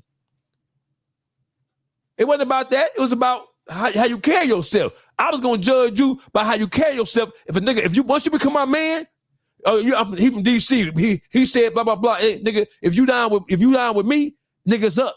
We don't give a fuck where you from. Any nigga told you something different than that, lying. It's about how you carry yourself. You carry yourself like a real nigga, we gonna respect you like that. And you're gonna naturally migrate into certain situations where you fuck with certain individuals. Niggas ain't fucking with niggas because you from out of state. No, that's a lie. That's a lie, bro. Not in Michigan. We wouldn't want to like that. That's a lie. Juice can tell you that. Juice did 30 fucking years in prison. How many years you do, Juice? No, I ain't do no 30. You feel me? I Hey, did 17 years more than me. dog. The motherfucking DC, motherfucker gonna be trying to slide under you, see if they can get a bag to DC. They gonna be trying to get cool with you. What's up? What's going on in DC, dog? You feel me? Yeah. When you getting out? You feel me? We the plug, nigga. Right. Nigga better not fuck with you, yo. Stay here. You feel me? Yeah, I'm just saying that's how it go, my nigga. So the whole thing is, if we get to with the Aryan Brotherhood and you don't rad, we don't listen. In Michigan, we don't give a fuck what you is. You can be a Crip in the blood. We get to with them crackers, we all rad together. Right now, we rad together. Put the ninja mask on, put the t-shirt over your but face. I'm still saying, who from LA supposed to do that? In this Tory Lanez conversation, I get your point, but I'm simply saying that. So at no point does black take precedence over. I don't want to speak on it like I'm the expert though, but I'm just saying. I'm just saying at no point does being black. No, I get what DC. I'm not disagreeing with him. I think it matters depending on what prison that you in out there. Put it that way, yeah. It's saying I know them Crips. And no, listen, I'm being educated here, right? I'm saying this: if this is the case, if being black doesn't mean anything when it comes to a race war, race politics, we ain't got shit. That's why so many other nationalities come over to this country and excel beyond us. And we're the original so-called quote unquote minorities of this country because we are so divided based on shit that don't make no difference. That when real shit hit the floor, we still infighting with each other while other motherfuckers is plotting to destroy us as a whole. If that's the case, bro, I want to denounce my citizenship as being a nigga. If we as black men don't stand up for each other, and that's how it's gonna be. If it's a free for all while other races stick together, no wonder you have so many black people who turn their backs on their own kind because they understand. And that's fucked up. That's fucked up, bro. So you mean to tell me Tory Lanez and that bitch giving out free concerts and ain't nobody giving a fuck? I mean, these $1 million. Can you play this video? This nigga giving. Can you play the video, Dogface? Which one, bro? Which one? The one where Tory Lanez got hit. You got that at your access? Yes. Because when he got hit, wasn't nobody around. Like it wasn't nobody. Yes, it was. The brother had just walked past up the stairs. I don't mean around to be available. I mean around helping him. You know what I mean? Like nobody looks like they kid. No, that brother walked right past and dog. Yeah. You feel me? Ain't nobody try to stop it and none of that, dog. Like it wasn't his business at all. And that's what we saying. It shouldn't be like that. I wouldn't care if I didn't fuck with him. I'm not gonna watch no another race jump on no brother around me. Hey, you niggas run, Juice. Hey, Juice. Look, the brother just walked Look by. at the dude right there. Yeah.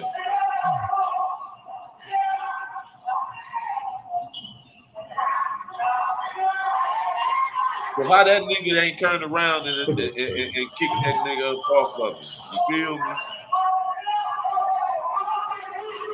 Dog walk right past.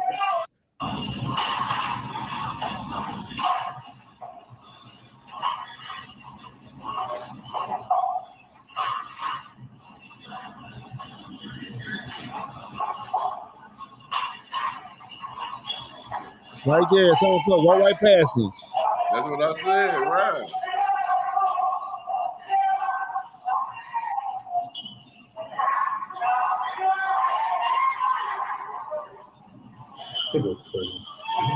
That bitch ass Mexican supposed to be dead. That bitch ass Mexican supposed to be dead. That's what's supposed to happen. He supposed to be dead. That's what's supposed to happen. And he's known to sling that knife. And listen, his mama, his grandson, his great auntie, his pastor,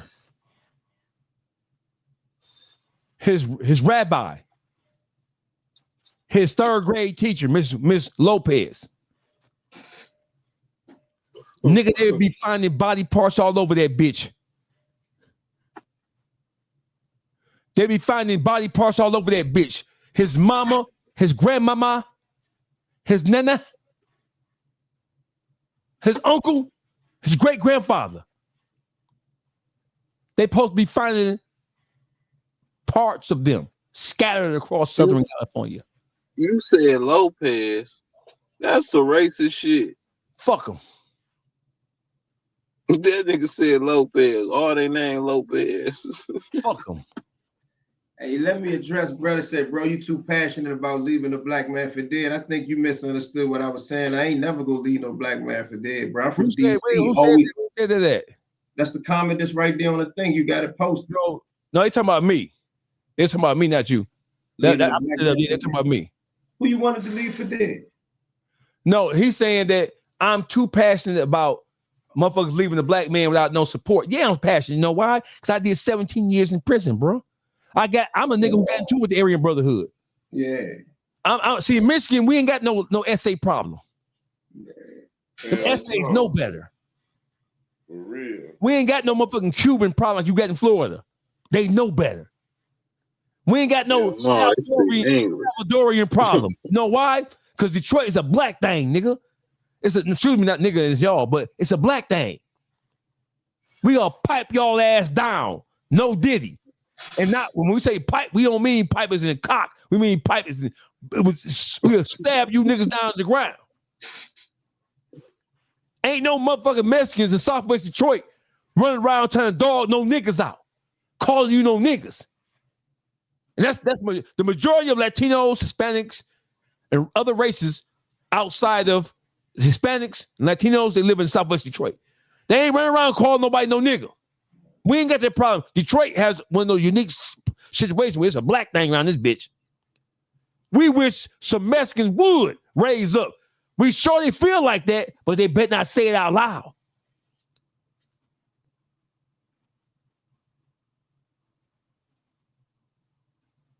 Real spill. That's what happened when you grew up in a black city. When you grew up in a black city, we ain't used to. The only white people we used to fucking with us is the police. That's it. We ain't used to no playing, burning no crosses in our yard. We ain't used to that. When you're from Detroit, we ain't used to no motherfucking other races doing shit. We used to us doing it to us. That's why whenever you hear about something going on in Detroit, it's always black on black.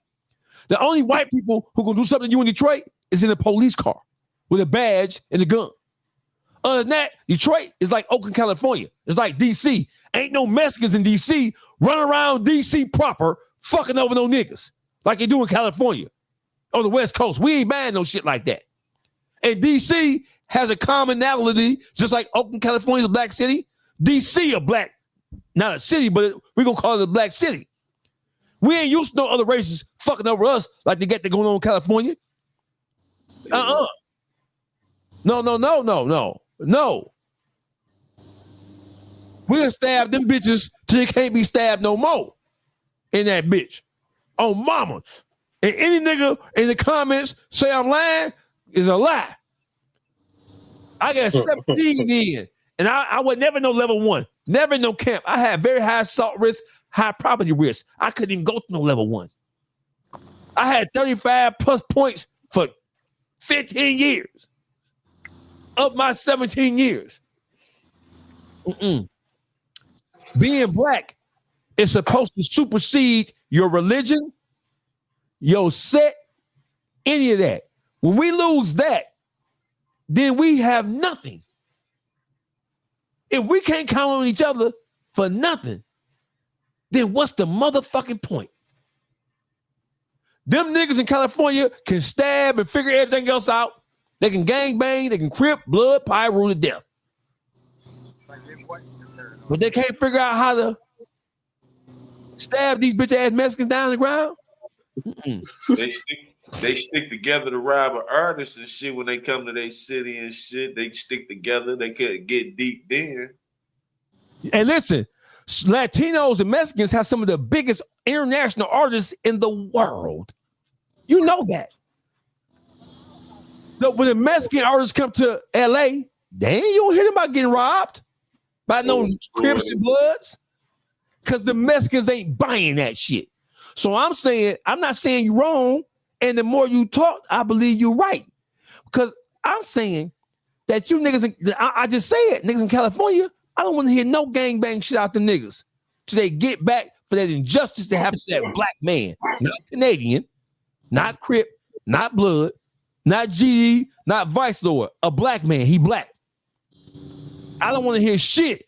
These niggas can figure out how to rob, extort, steal Christmas toys. What I'm saying though, not to cut you off, dog face, he was looking out for somebody there. He was looking out for one of them sets there. So at least that set supposed to be holding him down. They was holding him down when he was putting that money in their accounts and all that. And then it was the story that he had put money in everybody's account at that joint for Christmas or some shit. You feel me? So it's reasons why they supposed to hold him down and not let him get attacked like that and damn near lose his motherfucking life. And he been feed. What I'm saying is you can't stop a nigga from getting out on a nigga. We know that. Yeah, but get back. We can't stop a nigga from getting out. I ain't saying what ain't supposed to happen because a nigga do anything. Right. We ain't saying that. I'm saying the aftermath of that shit. There's supposed to be some retaliation on the strength of because he's black.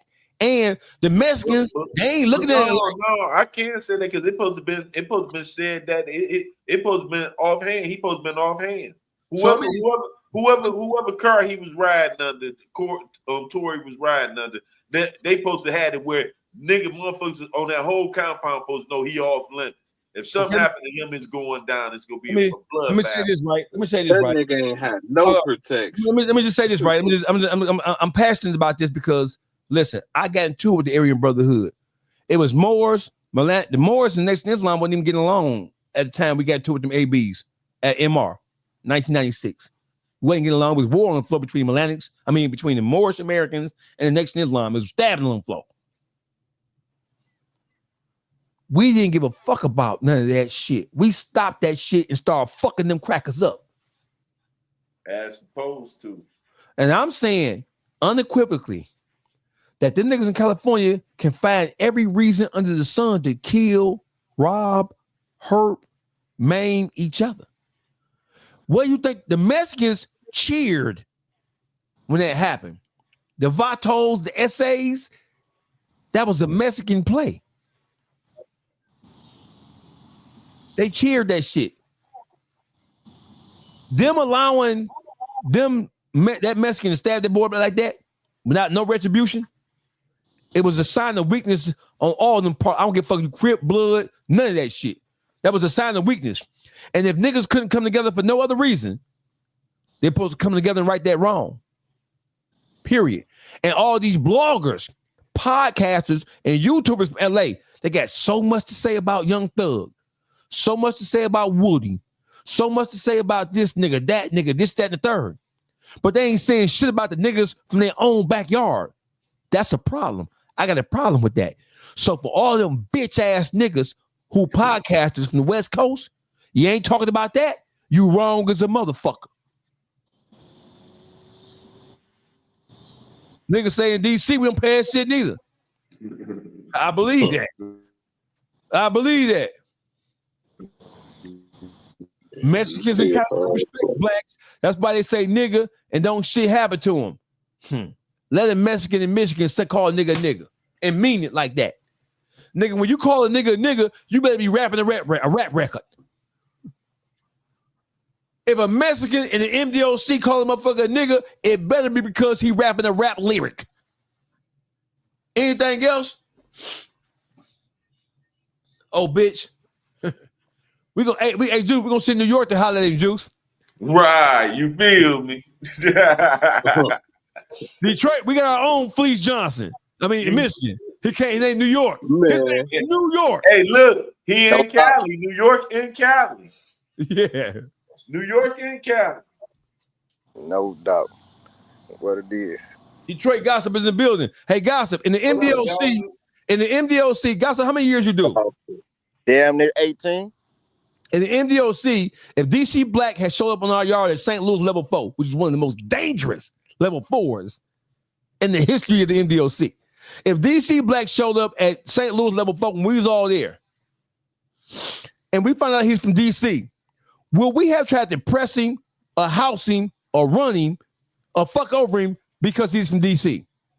Fuck no. If he would have showed any trace of him being a real dude, that is what it is. It don't make a difference what motherfucker from. You see what I'm saying? Especially if they don't got no snitching on them. You show up in MDOC and you got no snitch in your jacket, right? You ain't no bitch nigga.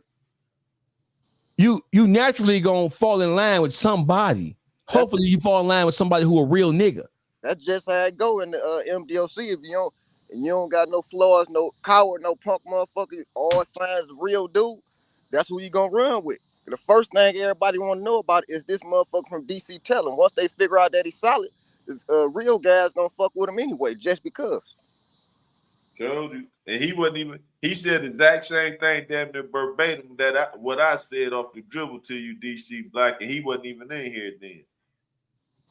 You feel me? That's just how real motherfuckers give it up. Listen, so this whole thing, I want to make sure we're on the same page. I'm not disagreeing with DC Black, Eyone about anything. I'm just simply saying what's supposed to be the underlying cornerstone principle. Black is black. If you attack black, any aspect of black, if I was a Crip and some Latinos, some Mexicans had stabbed you, and you was a Blood, that's an offense that must be dealt with, because they looking at the way they look at you, they'll do it to me too. They'll do it to me too. You know, it was one of them race things at Bellamy Creek, right? And they ain't give a fuck who was beefing with who. But when it came down to it, everybody put that shit to the side. Got to making them jokers climb the gates, all type of shit. You know what I mean? We was making them hunkies climb the gate and get shot at by the goddamn guard tower. You see what I'm saying? Get the fuck away from them knives and them weights. We hit niggas upside the head. We taking the 5-pound weight, put the belt the belt in that bitch and whopping them bitches. That's exactly how that shit was. All that petty beef, all that shit was over with. Once you got wind that this is what these plans about to do, everybody united in that motherfucker. But DC Black made a good point. He's pointing out that in California, they had their own politic, right? And we talk about Tory Lanez and the Get Back. All these podcasts got all this shit to say. Hey, listen, y'all ain't got to talk about T Grizzly. Y'all ain't got to talk about Lil Durk. All you California podcasters and YouTubers probably talk about why you bitch ass niggas ain't get back for Tory Lanez. On Hood, on Mamas, on the set, on Blood. They had so much to say calling in to those same blogs and YouTubers.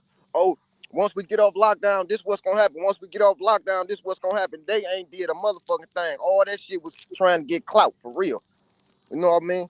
They supposed to did exactly what they said and tore that bitch up. That's exactly what they supposed to do. Hey, listen. So education is an education, no matter whether it's painful or easily digestible or not. We know for a fact that California as a whole is divided into 3 principles. You have Central California, Southern California, and Northern California. We know the politic in Northern California is more closely related to DC, Detroit, the black thing, the Philly experience type shit than it is Southern California. Whole different world from Northern California to Southern California. I'm saying the podcasters, y'all should be holding the feet to the fire of motherfuckers in your own prison systems who let that travesty go unaccounted for. That's what I'm saying. I'm saying it's supposed to be some get back. That's all I'm saying. That's all I'm saying. And if that ain't gonna happen, I don't want to hear no California rapper rapping about killing each other. Just like I don't want to hear no nigga from Atlanta talk about no other nigga, no rat from no other city. Y'all need to deal with the ratting going on in your own backyard. I don't want to hear shit about no nigga ratting A California rapper, I mean, a Atlanta rapper can't say shit about nobody ratting about on nothing. Shut the fuck up. They got all them gangster rats. They got a lot of known gangster rats with bankroll. Rapper rats. You know how it go. They just start their own new culture. Long as the motherfucking rat got a buddy, they don't consider a rat. They done made their own culture. They have. And they winning. The motherfuckers is winning, bro. What's the DC Blacks? What's the listen from on a national scale, and you've seen it and been through it all from the streets to prison system, right? What is the real? So we have new rules in the street and in the hood. I want DC Black to define what are the new rules of engagement when it comes to snitching and how we deal with snitching. Is it we alarmed by it? Is it that we don't fuck with them? Is it that as long as they don't tell on us, we cool with it? Is it that it ain't our problem? Is it don't ask, don't tell? What we got going on with this shit, with this ratting? Because this shit is a problem.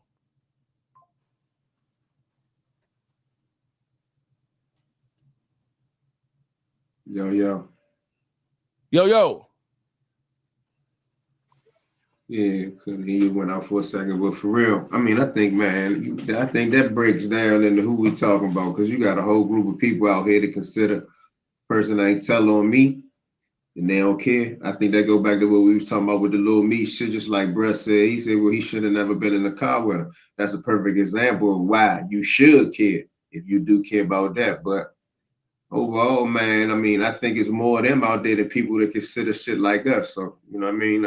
I'm at a point where as though if I ain't breaking the law, and at this point in time, I ain't out here breaking the law, I ain't fucking with none of them jokers nowhere. I'm gonna stay away from them, but I wouldn't even ride around socially with them. I ain't gonna be in no situation like the dude was with Lil Meech, where as though we not even supposed to be breaking the law, but you playing drugs on me. I just don't want to be around them type of people, man. Right. So Lamar Green said, tell Dogface we got to address his mans with the white walls on the Benz trying to put a murder for hire on Brian Williams. What happened with that? What happened? What he do? What happened? Who's my man with the white Benz? You don't really want to deal with the Vogues on the Benz, but the other part that he talking about is that these same type of bloggers that we've been talking about on here. These dudes try and get Birdman indicted for that murder for hire. I was telling you, I was asking you, did you hear about? Oh, well, what was he from? Yeah, where was he from? What's the backstory on it? Because I'm not aware of it.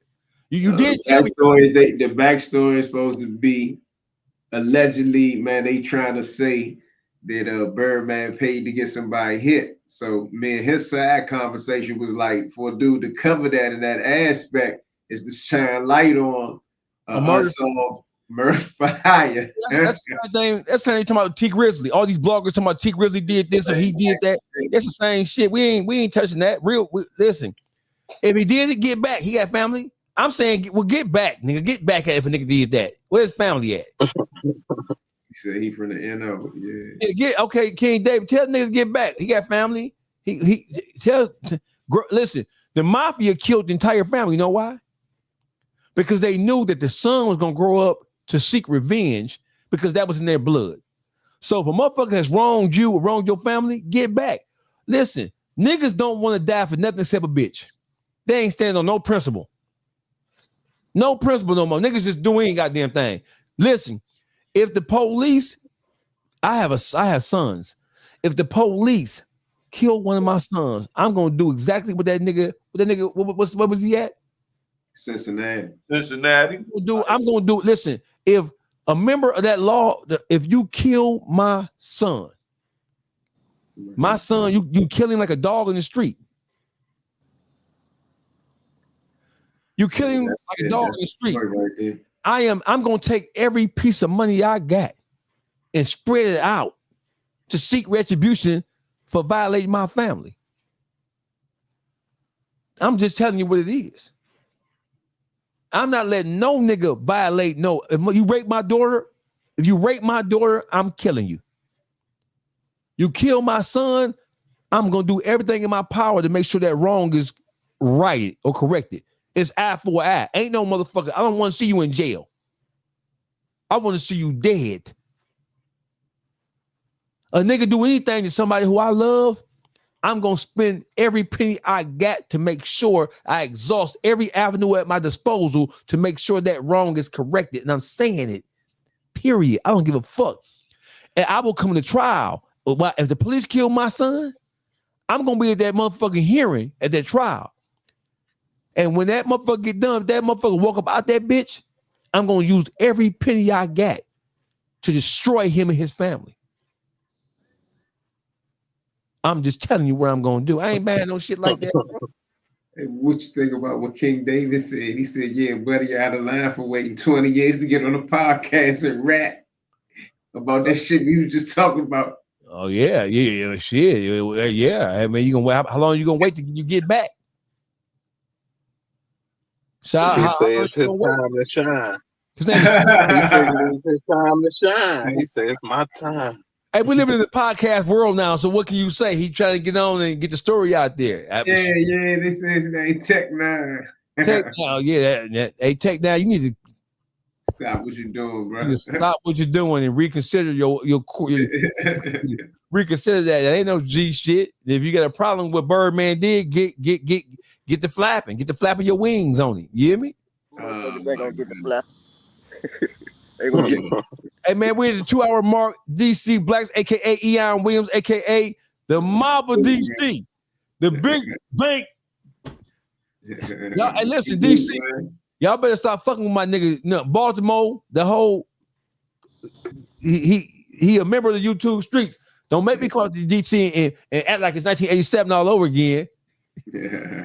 It is what it is. DC Blacks, I thank you for coming and joining us, bro. It's a pleasure. Everybody, man, I'm gonna catch y'all next go round. All right, get your social media, man. Just social media out now. Oh man, make sure you follow me on DC Blacks on Instagram, Uptown Eyone on Instagram. Subscribe to the YouTube channel DC Blacks, man. Check out some different content, man. Appreciate the love. Hit me up. You know it's Juice from the Beat Factory 313. Check us out. You know what I'm saying? If you want to see some gangster, hit them gangster stories. And me and you, Eyone, we got to do some gangster stories. You feel me? About DC and Detroit. You feel me? And y'all check out my members only on YouTube. Y'all missing a whole lot of exclusive content. You know what I'm saying? And shout out to all the hosts on YouTube streets. Public Figure Boogie TV, Instagram, and YouTube. I'm high as hell. What up, though? Detroit Gossip back in the scene. Detroit Gossip across all social media. Check out my YouTube. Got new content on there. My name is Dogface Called Wrong. Nigga, fuck you, California niggas. Fuck you, fuck your mamas, fuck your grandmamas, fuck all you hoe ass niggas who, until y'all get back for what happened to Tory Lanez, nigga. Fuck you. It's an east side thing. Take it how you want to take it. Fuck you talking about. Yeah.